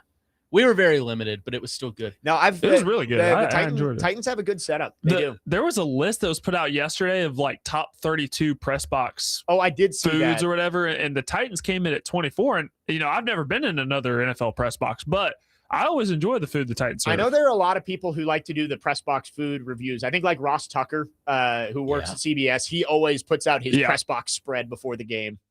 Hey, those press box sprites. There's something about it. Is it better than the McDonald's Sprite? It's right up there. In my opinion, there's nothing better than a Sunday afternoon. You get a press box Sprite and you're watching the game. It's crisp, man. It's not McDonald's. Now it may not be McDonald's, but it's still crispy. I love it. I love it. You guys will be out there on Saturday, right? Too for the believe Bears. So. There we go. Believe so. And then after that, we get ready for week 1. Thank God. Yeah, the regular season cannot get here soon enough. I mean, I'm glad that we have preseason football to talk about because it's semi-meaningful football. Yeah. But get me to the real stuff, man. Yeah. Like, I don't want to say we're scraping the bottom of the barrel for topics because we have the opportunity to be out at practice every day. And it's better than the offseason. It is much better than the early days of June where it's list season. I would take this every day of the week. But yes, it gets old quick when it's like, all right, we're talking about practice, man. I just want to get into the swing. Right. We got a game Sunday, reaction Monday and Tuesday, our right. reaction. Wednesday, we start gearing up for the next game. Right. And we do it every week. Well, and I plead for the Titans to just get off to a decent start so the games matter into October, and into November, where it's like we can have a guest on from the Jaguars when the Titans play them in week 11 because the game actually matters. And it's not like, well, the team's 1-9. What do we care about how they match up with the Jaguars on Sunday? Because the game doesn't mean anything. We will, because Robert Saleh might try and kick Liam Cohen's ass. See, that will be a fun one. And that'll be a good rivalry. That's the game the Titans are wearing the rivalry uniforms, which come out tomorrow. Maybe that was planned on purpose. Maybe it was. I have seen a lot of the trailers of the Texans. They think going, they're the Titans. Yeah, they're going Oilers-esque. It's like Titans. Like white, red, and the H-Town blue. But the Titans may be getting black jerseys based on the little tees that they did. I think it's going to be like very dark navy blue, kind of like what Michigan does. But was it Cedric Gray that said on the little trailer they put out? Oh, we're wearing black, and then they cut it off. See, I just imagined in my mind he was saying black. But I think he was saying black. But I also think that maybe it was a dark enough blue that it just got confused for black. So we'll see. That comes out tomorrow. We'll get to talk about that. There was one reason I wanted to go to the game last night, and we'll get to it coming up next. It was not, obviously I wanted to watch what the Titans did and could have done that at home, but I wanted to be in the building for one reason, and we'll talk about it to wrap up hour number 2. We will get into the Deshaun Watson news. We will get into the Faizon Brandon news. We'll get to your phones, all of that coming up before we wrap up the show today. Jake Lyman, Nute, Parker Kelley, next man up, 102.5 The Game.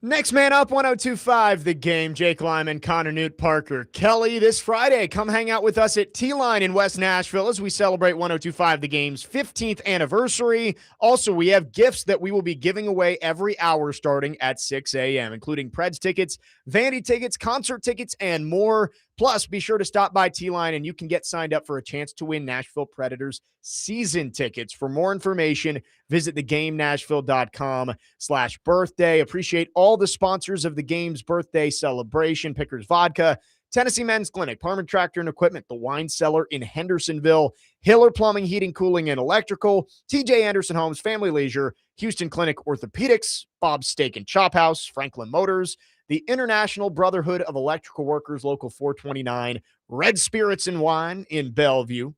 That one's my favorite. No, you got to say it. Red Spirits and Wine. Adventure Science Center, Job News Nashville, Deer Run Camps and Retreat, and the Sexual Assault Center. We are talking Titans preseason game number 2, a win last night against Seattle. Let's go back to our phone lines. Adam in Portland is called in. Adam, thanks for calling. Good morning. Hey, good morning, man. Hey, quick question for you. So I'm not going to focus on the obvious problems, which there are some pretty obvious problems. But if you look at Anthony Hill and his camp so far, and what, like, this is a playmaking machine, right? Like, this dude, he was a good, which everybody saw that he was going to be a pretty good player. But what is to stop him from starting over Cody Barton? I don't know if you guys have touched on that already. I didn't catch every minute of it, but it seems pretty obvious, right? Like, especially if you're wanting to set a tone as a new coach and it's all about hustle and being violent and blah, blah, blah. He's so much more violent than Cody Barton, dude. Look, Barton got shredded on the ground. He got shredded through the air. And this dude over here, Hill, he made plays. I get it was against backups, but Cody Barton was playing against backups. There's no freaking excuse, man. Like, he should be playing. Like, I don't understand if he doesn't start week 1. Yeah, I mean, we talked about this a little bit, Adam, that it's going to come down to, can he be the green dot guy? Can he know where everybody is supposed to be on defense and get everybody set up? That's the advantage that Cody Barton has over him. He's played in this scheme before, and he knows how to be the green dot guy. Anthony Hill, I think, yes, probably is the better player, but you got to have somebody you trust out there to set up the defense. I don't think it has anything to do with playmaking ability. I think it has everything to do with the green dot, because Anthony Hill is he's 21 years old, which people don't realize. If it came down to purely playmaking, Anthony Hill would be out there, but he's not ready to handle the mental workload that comes with being the green dot. Not yet.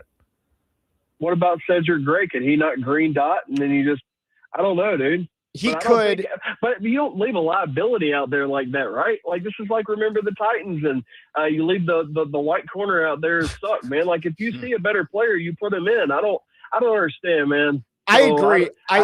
I think that Hill is going to be the starter at some point sooner rather than later, but I don't know if he's going to be ready to be that guy week 1.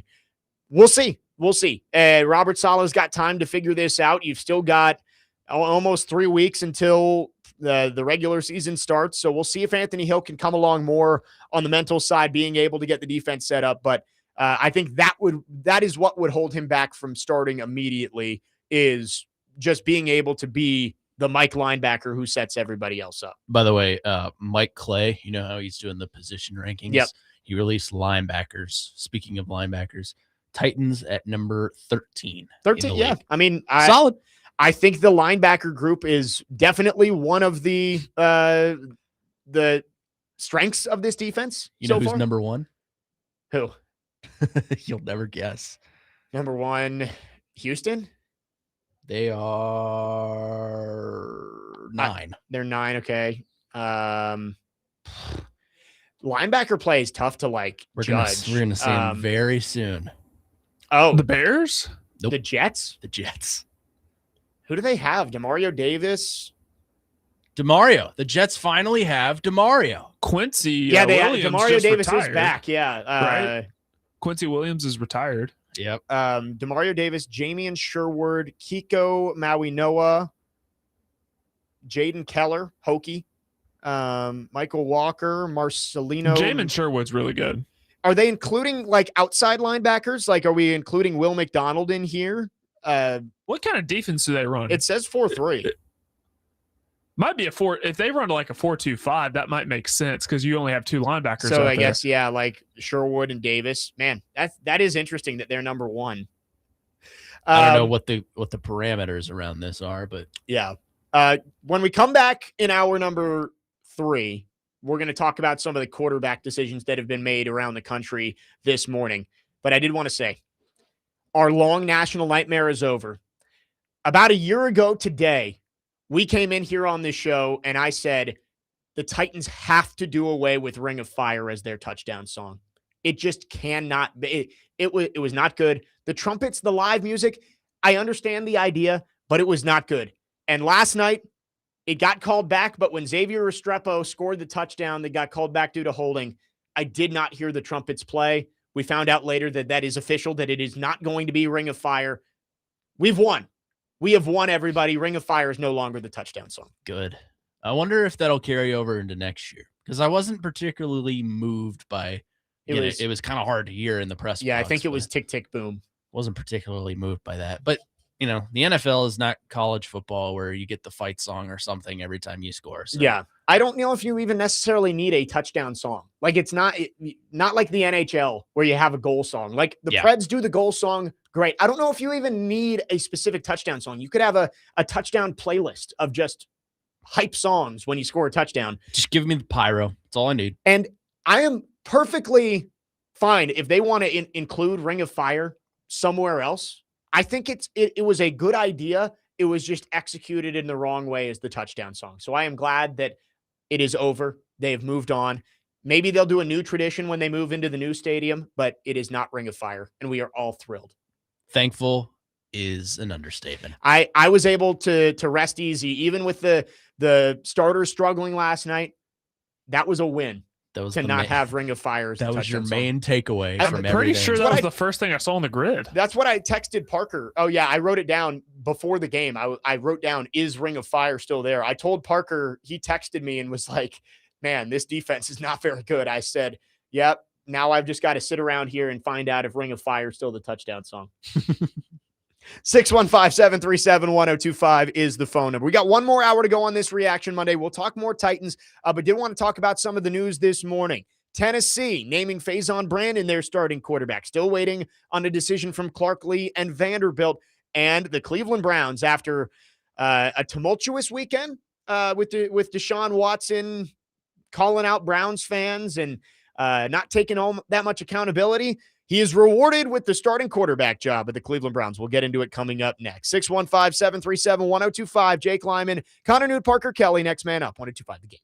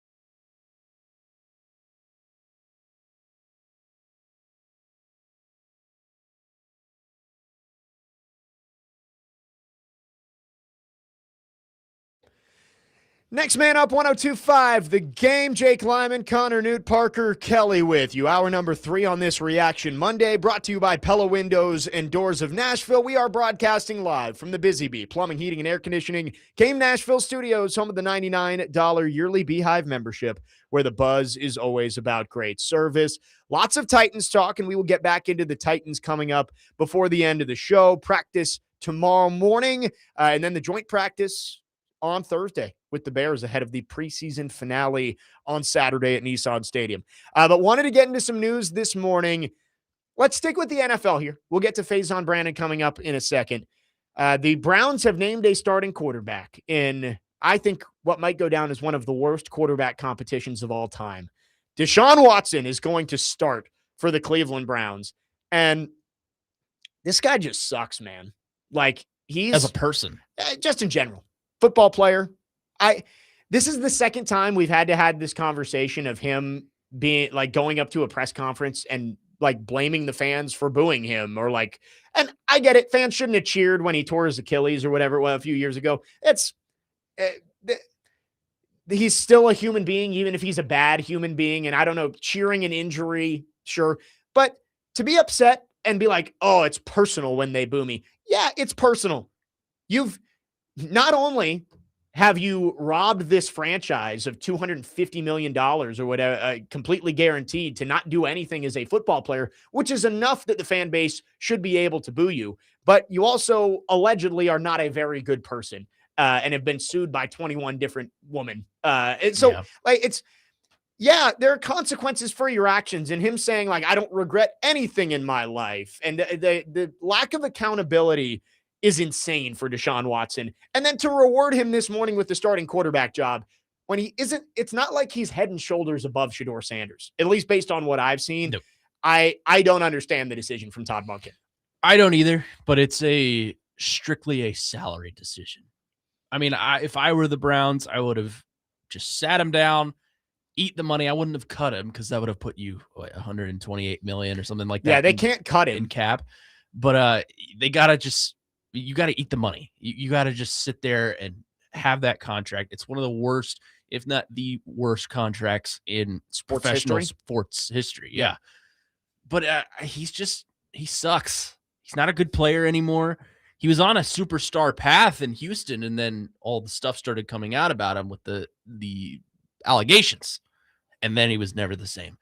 But when he lost me the other day was his, I don't regret anything in life. God put me in this position. I was like, I don't think God put you in the position to do what you did. And you don't regret that?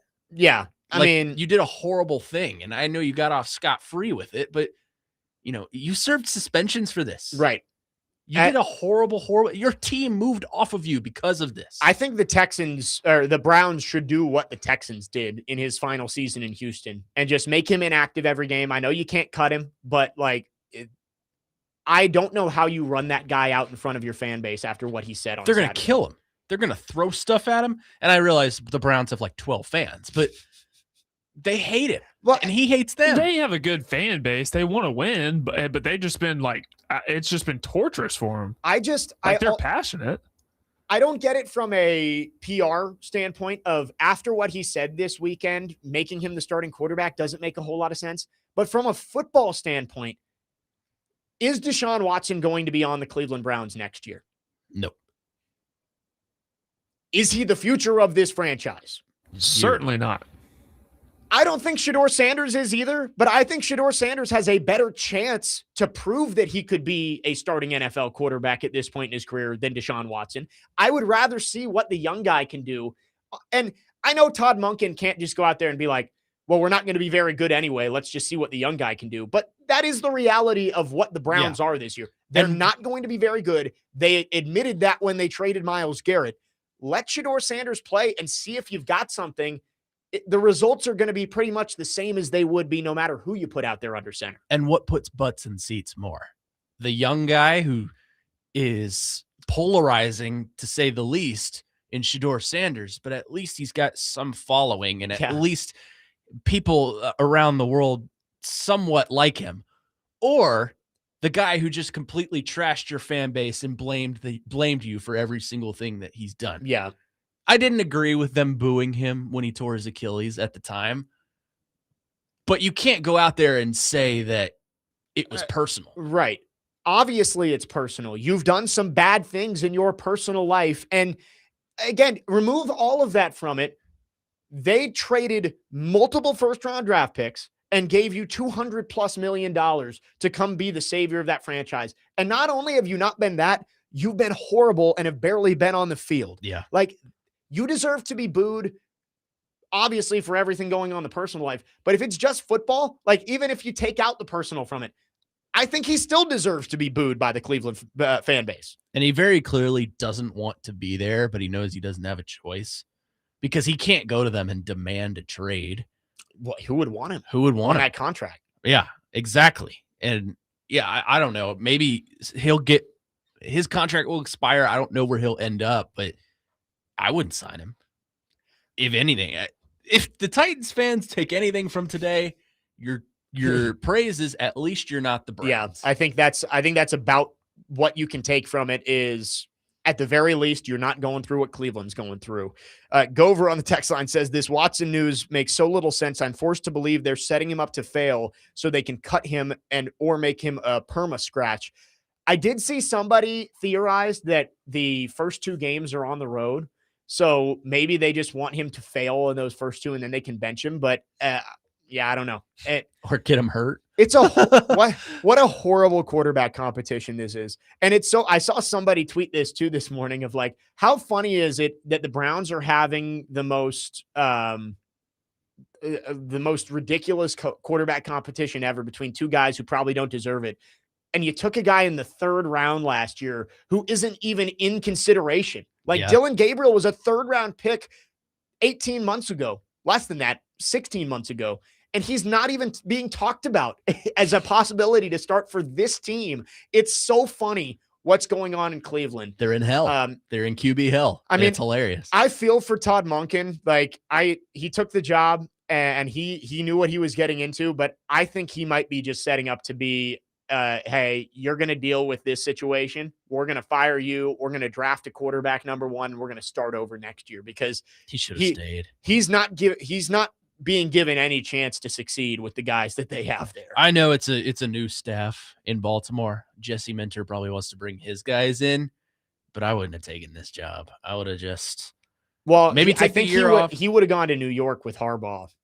Still, I mean, who's the coordinator there now? Matt Nagy. Yeah, I feel like Todd Monken's a better coordinator than Matt Nagy is. Yeah. So. And maybe if you have success with Jackson Dart, that gets you better opportunities as a head coach moving forward. I mean, right now, who's going to be open? I bet Cincinnati opens. Cincinnati's the one. Tampa. Jets could open. Well, if Cincinnati doesn't do anything, I mean, Zach Taylor's gone. Yeah, Cincinnati could be open. I think Cincinnati's a playoff contender for sure. Yeah, I think Cincinnati will be better. How much better will determine whether Taylor keeps his job. Tampa can easily, or not easily. Tampa could open. They could win the division. Who else?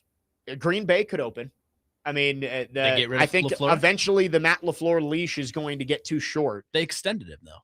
Dallas could open. Extensions only matter so much. You remember John Robinson got extended about 4 months before he got fired. They're not going to fire Schottenheimer yet. Dallas, no. Washington could open if they have another bad year. Dan Quinn, yeah. I think there's a lot of maybes, but obviously you got to see how it plays out first. Right. I mean, who's going to be the surprise team? Right. Indianapolis could open. Yeah. Shane Steichen. Todd Monken, it wouldn't shock me if he's one and done just because of it. The optics are horrible of having to start Deshaun Watson, and I just think the results are going to be just as bad. I think they're going to be one of, if not the worst team in the NFL this year. What if they draft Arch Manning and just completely ruin him? Yeah, I wouldn't doubt it. Wouldn't doubt it. That's one of those things where Archie might have to go back to work and say, hey, he's not going to Cleveland. I promise you. That or we're going to sue for another year of Does he have another year after this one? He technically does. Yeah, but- right, because he got the 5 and 5. Yeah, So yeah, he technically does have another year. But I mean, they could pull an Eli Manning. that's what I'm saying. Yeah, This Archie might have to go back to work and say, hey, he's not playing for Quarterbacks us. throughout history have done this. If they don't want to go to a team, they've pulled some strings. Well, I mean, if you have eligibility, just go back. Dante Moore didn't want to play for the Jets, clearly, so he went back to school. Well, I also think that was the right decision. Dante Moore was not ready. Sure. I don't think so either. But he also would have gone second Yeah, overall. absolutely. And it's a death sentence. 4312 on the text line says the Browns should sell raffle tickets where the winner gets to play starting quarterback for one game. They could make a bunch of money and the quarterback play would be about the same. They should. It's like Akron. Yeah, with their Akron. OC. QB for a game. You get 17 different Browns fans to go out there and get clobbered for 17 weeks. Will they let you wear red? I get how much money do you think they'd have to sell those raffle tickets for to make it worth it? Like, I would say 6 figures. Yeah, and you'd have to sign a crap ton of waivers. Right, lots of waivers. But you'd get rewarded with the number 1 pick and you'd get some money in the process. So 615-737-1025 is the phone number. So that's the news in the NFL this morning. Deshaun Watson, after trashing the fan base, not taking accountability over the weekend, he is now quarterback 1 for the Cleveland Browns heading into 2026. In more positive quarterback competition news, Faizon Brandon named the starting quarterback of the Tennessee Volunteers. We will talk about that coming up next. We'll also get back into the Titans before the end of the show. Jake Lyman, Nute, Parker Kelley, next man up, 102.5 The Game.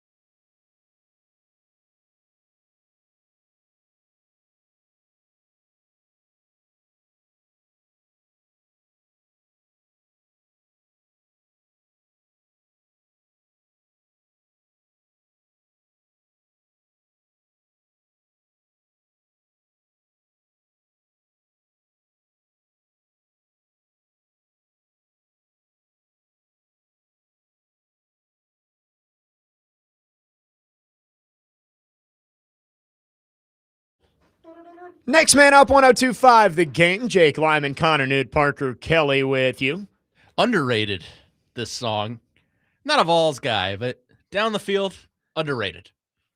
What were we saying last night? If Velus Jones scored a touchdown, we should just start playing down the field. Former Vol, Velus Jones. Velus Jones is on the Seahawks now? Yeah, he was. He got oh, my gosh. He was a workhorse in that first quarter. I got to say, like, I was not paying attention much to who was making the plays for the Seahawks among their backups. I was more focused on who was missing the tackles for the Titans. Velus Jones, he ran a ridiculously slow 40 time coming out, right? Or I think that was him. Or was he just old? I forget what the big knock on him coming out of college was. I think he was slow. I think you're something right. like that. Anyway, the Vols with some news this morning. Josh Heupel has named a starting quarterback. It seemed like it was trending this way for a while. Faizon Brandon named the starting quarterback over George McIntyre.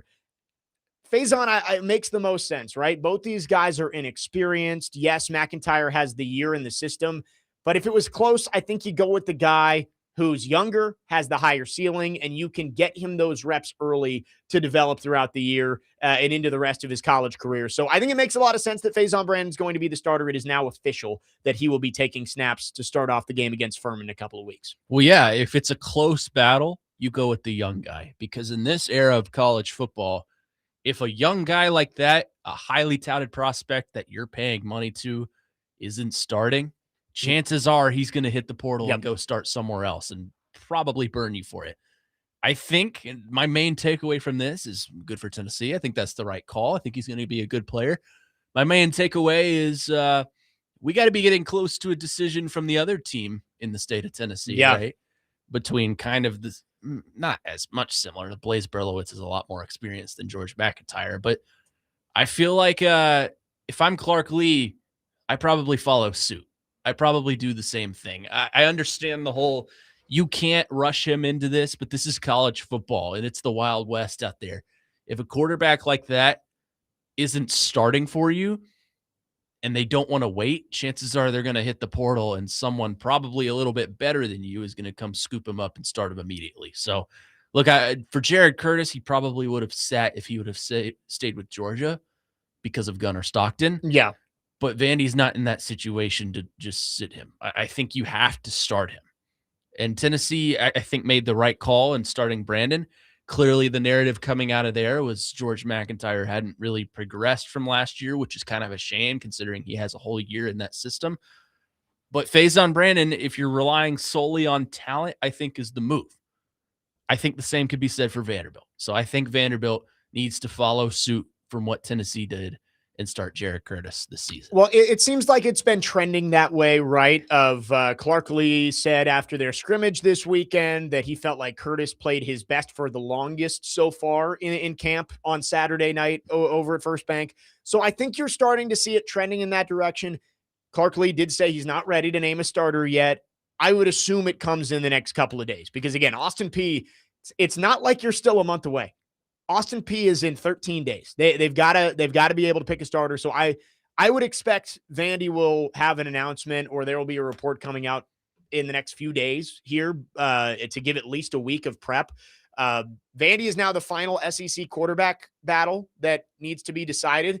Tennessee and Florida both announced their starting quarterbacks this morning. Aaron Philo going to start for Florida. Mm-hmm. So yeah, I would agree with you. I think a decision's coming in the next few days for Vanderbilt. I would lean that it's going to be Jared Curtis, but like I could see the reasoning for both sides. Well, going back to the Faizon Brandon thing, it wasn't the fact that he's younger, but he also has the highest ceiling too. Yep. And, he was regarded as more of a high profile recruit coming out of high school. And, Jake, we've talked about this before. In Josh Heupel's offense, the quarterback has to be mobile to a certain degree. If George McIntyre, not to say that he's not athletic because he is, but if he has to tuck that ball and run in the SEC, the linebackers that he's going to be going against, he's going to get snapped in half. And Faizon Brandon physically looks like a junior in college already. There's no way to tell how ready he is and what that curve is going to look like for him. But this did make the most sense, and he's walking into a good situation with the pieces around him. Well, I think when you take Faizon Brandon, you knew that he was going to be the starter at some point. and you can delay it and let McIntyre play as Brandon gets caught up. But based on the reports we've seen, it's not like the mental side was all that different. Like McIntyre had an extra year and it didn't feel like he took advantage of that. Take advantage of that advantage that he had. He had a year head start on Brandon. And when it was close, it's like, all right, well, physically, Faizon Brandon is probably just as good as McIntyre right now and has the higher ceiling. I just think it was the easy choice for Josh Heupel to plug him in as the starting quarterback. Welcome, Blue Raider. He's on his way. George McIntyre. Yeah. Well, I saw Big Joe, who he's riding with Roman. Yeah. Big Joe tweeted earlier today. I saw this. He said he'd take Roman Gagliano over any quarterback in the country. I get it. Which, hey, Roman looked good when we were out there at practice a couple weeks ago. I get it. Company guy. But I do think George McIntyre, somebody's going to take a chance on that guy, right? Like if you can put some meat on those bones and get him to be a little bit more of an SEC or even college football type body. He's big. He's got the big arm. He's talented. It's just about the development. I think McIntyre was always more of a project guy, whereas Brandon is somebody who you can start right away and immediately see the fruits of that. If Derek Owings can't put weight on George McIntyre. Yeah, that's true. Who can? All the reports out of Vols camp is that everybody's put on like 20 pounds of muscle. Yeah. I feel like McIntyre will have to go maybe a level below, not level, but maybe he finds his way in a group of 6 team and is the starter there for a little while and then has to climb his way back up. Someone's going to take a chance on him, I'm sure. I mean, he was still a highly touted prospect coming out of Brentwood Academy, but you've got to find for him, he's got to find a way to take advantage of what he's learned so far. And that was kind of the knock on him. Like you said, so far, the talent obviously sways in the direction of Faizon, and the mental makeup sways in the direction of Faizon. And that's kind of I don't want to say red flag, but that is something that goes against a guy that has another year of experience in the system. So overall, I think they made the right call. I think, this is kind of the new era of college football, right? You bring in true freshmen now, and because of what you're paying them and because of how easily they can go to the portal, you start them immediately. Michigan did it last year. Now Tennessee's going to do it. I'm sure Vanderbilt will do it. You've got examples across the board now of starting quarterback that are coming straight out of high school to a starting role. And I don't want to necessarily say they thrive at it.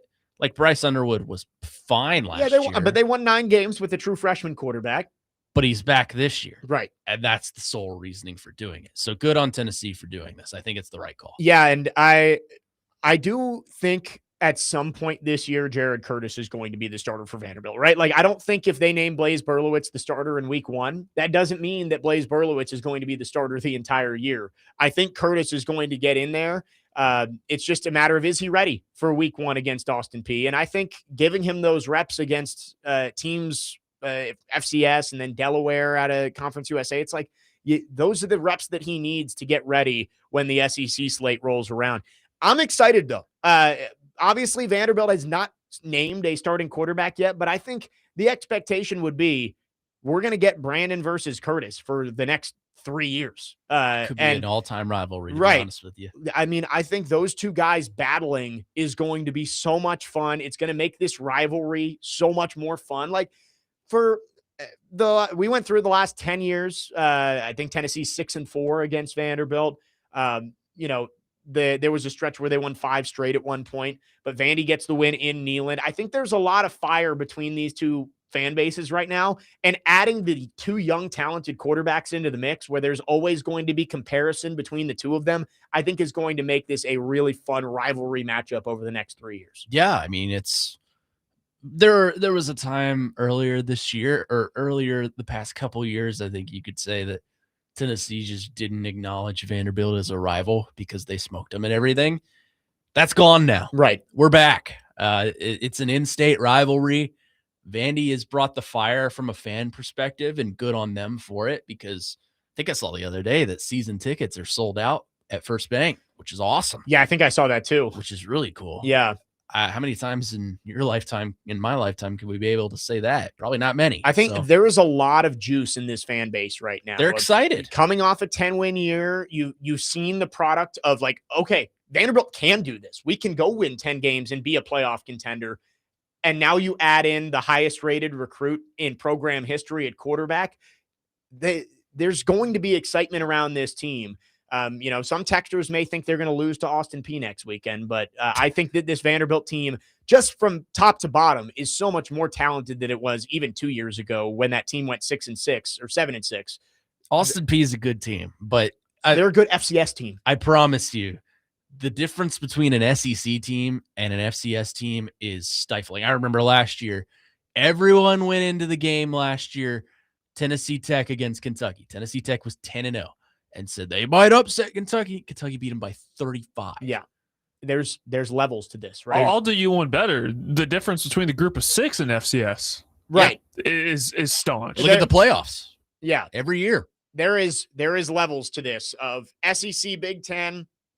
I would put ACC Big 12. Then you've got your group of 5, which honestly has levels inside it. Like the American is a different level than Conference USA. The Sun Belt is a different level, or I don't know. Mountain West is a different level than the Sun Belt. Like there's levels of this, and then there's the FCS underneath it. Vandy, I think I saw they're like 30-point favorites. And I think that's about right. They're not going to lose. So I promise. I think that's why I would go with Curtis, right? Because it's you're going to get the lumps out of the way, and in a game that you're still probably going to win running away, even if he struggles a little bit in game 1. If he doesn't get that experience, is he going to be ready if you throw him into the fire in Jordan Hare 3 weeks later? I don't think so. So that's why I would go with Curtis, but Clark Lee obviously taking his time being thorough with this, as we'd expect. Clark Lee, a very thoughtful coach. He's going to put all of the effort into making sure he's making the right decision. We'll see. Which shows us that they very much care about this decision. Right. They wouldn't be making a decision if they didn't care about the development of Jared Curtis. Yep. And I think there's pros and cons to both, but I'm with you. I would throw him out there in your first couple games against Austin Peay and Delaware, because then he can smooth things out and you're not throwing him into a hostile situation and starting him at Georgia or something. Yep. So we'll see. Tennessee makes their call this morning. Faizon Brandon, the 5-star true freshman, going to be the starting quarterback in Knoxville. Clark Lee, I would expect, will have a decision in the coming days, whether it will be Jared Curtis or Blaise Berlowitz. 615-737-1025 is the phone number. Back into the Titans for the final 30 minutes of the show. Practice tomorrow morning, and the Bears coming to town on Thursday for the third and final joint practice of training camp as well. 615-737-1025. Jake Lyman, Nute and Parker Kelley, next man up. 1025 The Game.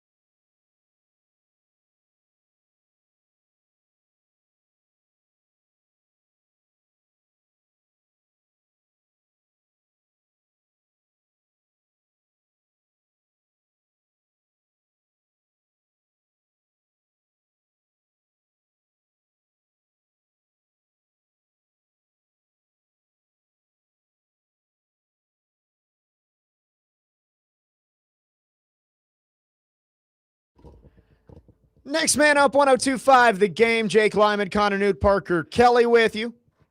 Couple more segments on this Reaction Monday. Back into the Titans here.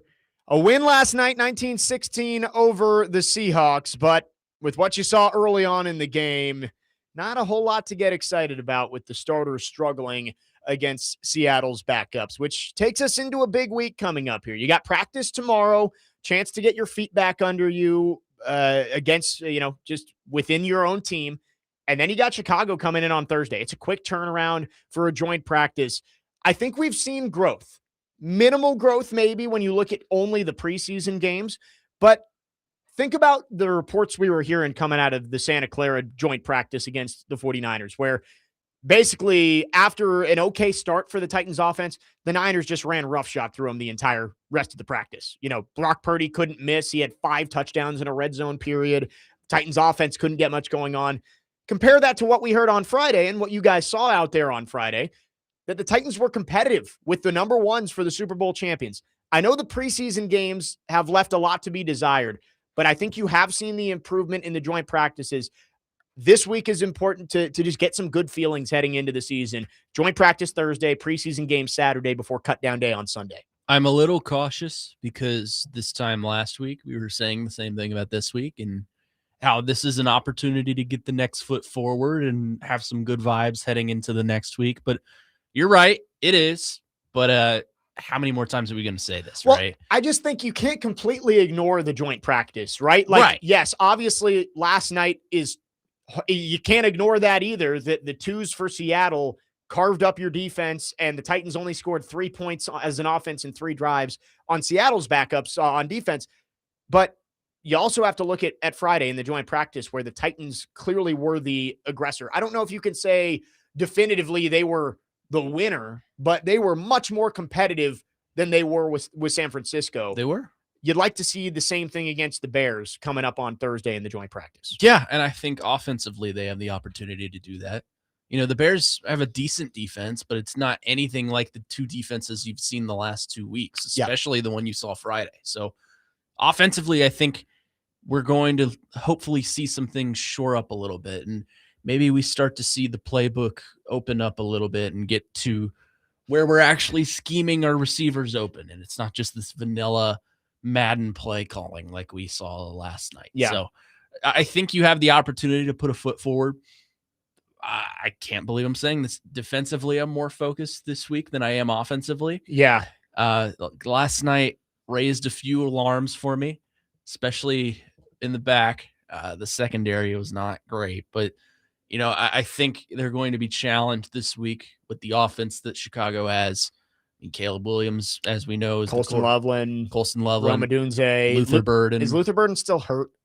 Yes, he is. Okay. Yeah, so I don't know if we'll see him on pretty Thursday. banged up right now. But Cole Kmet. that is, I would say, out of the 3 you faced, especially given who was injured for San Francisco, top to bottom, this might be the most talented offense that you're going to see. Mm-hmm. But I agree with you. I think it's the weakest defense. And they're banged up on defense too, right? Kobe Bryant is out. They have a cornerback out too, I want to say. Yeah. Yeah. I'm blanking on who. It's not Jalen Johnson, but it's their other starting cornerback is hurt.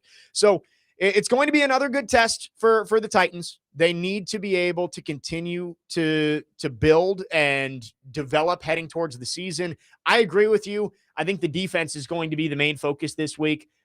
You could have kind of brushed off San Francisco and said, oh, it was just a bad week. It's nothing. But last night when you let Drew Lock and Elijah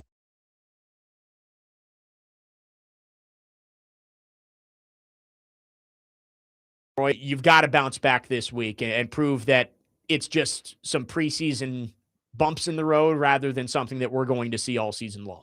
Yeah, we've got to see something. And, the challenge for the defense, I think, is similar to the challenge the offense faced last week in the joint practice against Seattle, because I asked Fernando Carmona about this, actually. They faced a lethal pass rush in that joint practice. Yeah. You have Leonard Williams, who was, by some accounts, ranked higher than Jeffrey Simmons in terms of defensive tackle. Yep. You've got DeMarcus Lawrence coming off the edge.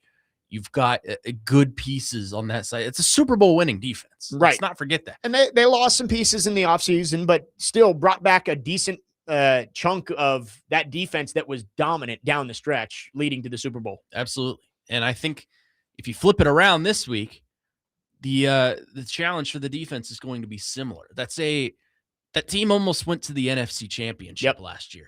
They were actually one play away from doing it and beating Los Angeles. So I feel like for the secondary standpoint, their challenge is going to be similar to what the offensive line faced last week in a way. You're going up against some of the deepest receivers in this league. I wouldn't say best, but as a room, they are elite. Rome Odunze, I think, has really come into his own. Caleb Williams, honestly, was in a similar situation that Cam Ward is in this year, where, okay, second year in the league, you showed a little bit of promise your first year, but nothing really to write home about. Time to see what you can do. And you bring in the right play caller and Ben Johnson and the right pieces around him, and he ends up becoming, I think you could argue, fringe top 10 in the league. Yeah. Maybe outside looking in, but still one of the top half quarterbacks in this league. So for the secondary, they're going to be matched against that, and it's going to be a challenge for them. We're going to have to see. But outside of that, I mean, offensive line-wise, I would liken them a little bit similar to the Titans. Nothing.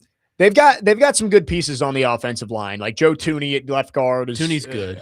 Darnell Wright at right tackle, former Vol. Yeah. Like they've got some good pieces. Ozzie Trapillo was supposed to be out for most of training camp. He's back healthy. Him and Braxton Jones are both at left tackle. So I think you're right. The offense for Chicago is talented, even without Luther Burden. Like you talk about the wide receivers.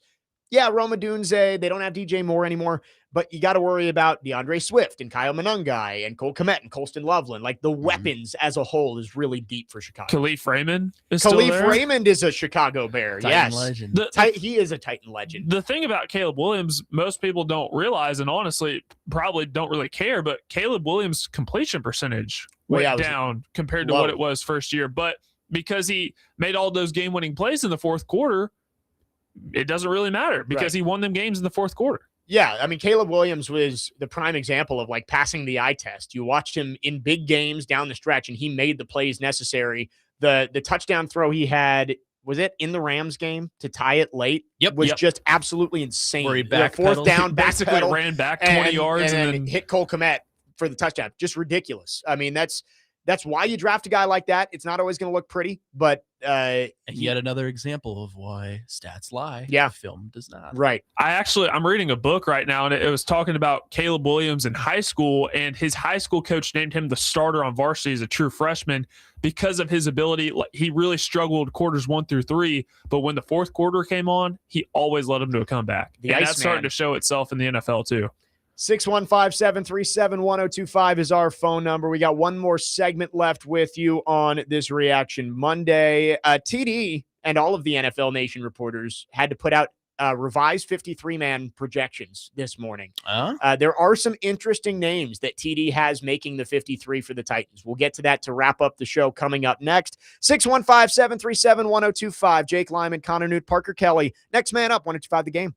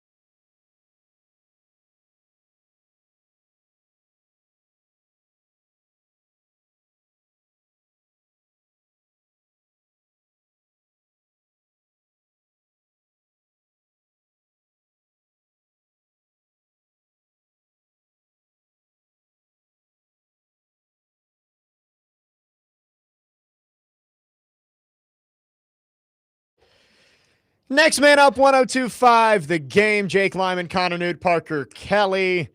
Final segment on this Reaction Monday. Keep it tuned right here throughout the day. Plenty more reaction to come. Chasing Big Joe after us. DVD at 3, reacting to the Titans' 19-16 win over the Seahawks yesterday. But as the starters left the game, it was 16-3 Seattle. Tomorrow we will be out at Titans practice. Excited for that. Only a couple more times we're doing the show live from there. I believe it's just Tuesday and Thursday. So excited for that. It'll be fun to be back out there. Joint practice coming up on Thursday. It'll be Connor and Dr. Crane with me tomorrow. So we'll have some fun. There are so many topics I wanted to get to. Like we haven't even been able to touch on the Daquan Wright coming back to LSU from Cleveland, but one day at a time. We'll get into that tomorrow. I got to get through today before I get to tomorrow. Right. We will. We'll talk about that one tomorrow. I did want to get to this. Teron Davenport, along with the rest of the NFL Nation reporters, put out their revised 53-man rosters this morning, who he thinks is going to make it. A couple of notes, 2 quarterbacks, no Will Levis on the roster. I think that feels pretty easy right now, right? He's still got a week to try and change some people's minds, but that's not enough time. He's already proved everything we need to see. Right. I struggle to see him doing anything that allows him to be on this roster. And again, I don't know if there's going to be teams out there that are going to give up draft picks for him. So I think he will be cut in the next 6 days. Well, everyone's going to point to, you flip Malik for a 7th round. Malik actually had looked a lot better in camp. The preseason. Yeah. And with the threes, by the way, it was the final preseason game where Malik threw 2 touchdowns and looked really good. And maybe that was what got him on the Packers' radar. I don't know. We'll see what Levis does, but I think it's pretty clear that he will not be on the Titans 53 as it stands right now. 4 running backs make the roster. Pollard, Spears, Singleton, Mullings are the 4 that TD has on. No Chestnut. No Chestnut. No Michael Carter, who's been getting a lot of run with the 2s. But I think you use draft picks on Singleton and Mullings, and both of them you've seen flashes from when they've been healthy. I think that probably is the way they end up going. I would go with those top 3 for sure. Pollard, Spears, Singleton. Yeah. It's that 4th spot that I think you could go a number of ways because, Carter's played with the solid regime before. Right. Chestnut is a cockroach. You can't get rid of him. Yeah. And I feel like he'll end up on the practice squad. Yeah. Him and Mason Kinsey. They're always on the practice squad, yeah. No matter what. 2 spots are reserved for Mason Kinsey and Julius Chestnut every year. If the zombie apocalypse ever happens and it's World War Z, who's your first call? Julius Chestnut or Mason Kinsey? Nick Frazier. Yeah, that is true. Nick Frazier. If Nick Frazier is not an option, he's always an option. I'll go Mason Kinsey. Is he gonna post the picture again this year? Yeah, of the Simpsons throwing him out and then he's behind you. Yeah, that's probably an annual tradition. It is a tradition. Yeah, tradition unlike any other. I agree with you. I think the 4th spot could go a number of ways. Mullings has been hurt. I think he gives you more on special teams than Chestnut and Carter, but we'll have to see. Wide receivers, it's the 6 we expect. Ridley, Robinson, Tate, DK, Iman, or Oliver. Those 6, I feel pretty good about that. He's got 4 tight ends. Kylan Granson does make the roster in TD's projection here. Okay. That would be Jaron Canick's spot if he were healthy. Yes. Granson was not making the roster before Canick got hurt, but I think that at least opens the door here. 10 offensive linemen, the 5 starters, plus Brandon Crenshaw-Dixon, Jackson Slater, Pat Coogan, Austin Deculus, and Cordell Volson. Expected. I showed Connor my note. I was not as good at my my stream of consciousness notes during the game while I was sitting in the stands. So I wrote down 1 note from last night, and it is Austin Deculus is absolutely horrible. It's a good note. He got destroyed on the 1 rep where Trubisky got sacked. I mean, I am going to stick with it. I think Deculus makes the initial 53, but then gets cut when they find somebody else who gets waived who's better somewhere else. I hope so. He's not good. Defensive lineman, here's the first big surprise, I think. The 9 that you expect, but with Jalen Harrell getting hurt, it opens the door for another guy there. I would have thought maybe a pass rusher. We've talked a lot about, why am I blanking on his name? Malik Herring, who flashed against San Francisco. How about Truman Jones last night? Had a sack and a half in that game. He's got Colin Saunders, the big defensive tackle. Really? It's Yeah. TD's camp, darling. He loves him some Colin Saunders. So he's got him making it as the 10th defensive lineman. Linebackers is what you've expected. Maybe you could think about a fifth here, but Gray, Barton, Hill, Williams, they're all making the team. And then the secondary, I do think that the spots that are the most up for grabs are like the last one or two spots in the secondary. I think Flott, Taylor, Harris, Williams, Robinson are making it at corner. Hooker, Winston, Adams are making it at safety. I think there's one or two more spots there. Keydrain Callaghan could be an option. Eric Hallett, who had an interception last week in practice, could be an option. But TD is going with Mario Goodrich III, who I got to say, do not know who that is. Did not recognize that name very much, but I guess he just got signed last week. And Jarek Reed getting the final two spots on the roster. Okay. I would trend in the direction of Callaghan. He shined a little bit last night. He didn't do anything major, but he made a few key tackles. But I understand it. Corner depth is just not where it needs to be. You have some rotational pieces, but nothing that really scares any offenses. So I don't know. I feel like it will come down to that last spot at corner, and honestly, we're going to hear about it and no one's going to know who it is. Right. So. And again, you have to preface all of the 53-man roster conversations with just because you make it next Sunday at the cutdown deadline does not mean you're on the team for week one. Right. You're going to see 1,000 players get cut over the next week leading up to the cutdown day. And there are going to be players on other teams who are better than the guys that you're keeping at the back end of your roster, right? The Titans are not the deepest team in the league. There's going to be guys cut elsewhere that the Titans probably would view as upgrades, whether that's in the secondary, whether that's the depth on the offensive line. I would expect Titans don't have the number one waiver claim priority like we talked about a ton last year, but they're going to be high up there at number 4. They're probably going to make, I would say, at least 2 waiver claims to try and bring in some guys who can help at the back end of the roster. Yeah. I talked about this with Mike Borgonzi yesterday when I was taking a whiz next to him in the bathroom. Oh, you did? You were like, hey, spots 51 through 53. Who are you thinking? For context, media and both coaches in the booth. Yeah, the front office suites and all that stuff. We all share a bathroom in the press box. So I had a very touching moment with Mike Borgonzi yesterday in which we peed next to each other. You might need to rephrase there. Does he know your name? No, I didn't say a word to him, but he nodded at me. That's funny. It was touching. Rephrase again. It was special. It was...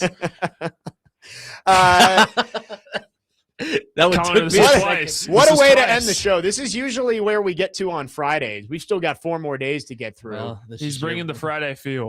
This is your fault. You said, hey, why don't you come on today? And I said, okay. Titans just released another teaser for their NFL rivalries uniforms. It's just a bunch of flashing lights. They tease it with the buzz of the Broadway lights. We will see. That's another storyline for tomorrow. What are the jerseys going to look like? Are they going to have a jersey patch of 1029 on there? Maybe. Our friends. Yeah, the buzz. The buzz of the Broadway lights. It looks more navy in this trailer they've released, but it's going to be navy with blue numbers. That's my guess. Is it's going to be navy with the football TN logo on the side. What color is the helmet going to be, you think? Navy. I think it might be the light blue. Yeah, I think you could go navy jerseys, navy pants, and the light blue helmet. No hint of black, though. The trailer does not look black, but who knows? We will find out tomorrow as the 8 new rivalry uniforms get announced, including the Titans. That about wraps things up for us. Gentlemen, appreciate it. I know you guys were at the stadium last night, so thanks for coming in and helping us react. Thank you. I will be taking a nap inside my cubicle if anyone wants me. Perfect. Yeah, getting ready for DVD coming up at 3. But coming up next, Chase and Big Joe. I'm sure they've got plenty of reaction to last night's Titans win in the preseason. We'll be back tomorrow, 9 a.m., live from Titans training camp. Keep it tuned right here. You're listening to 102.5 The Game.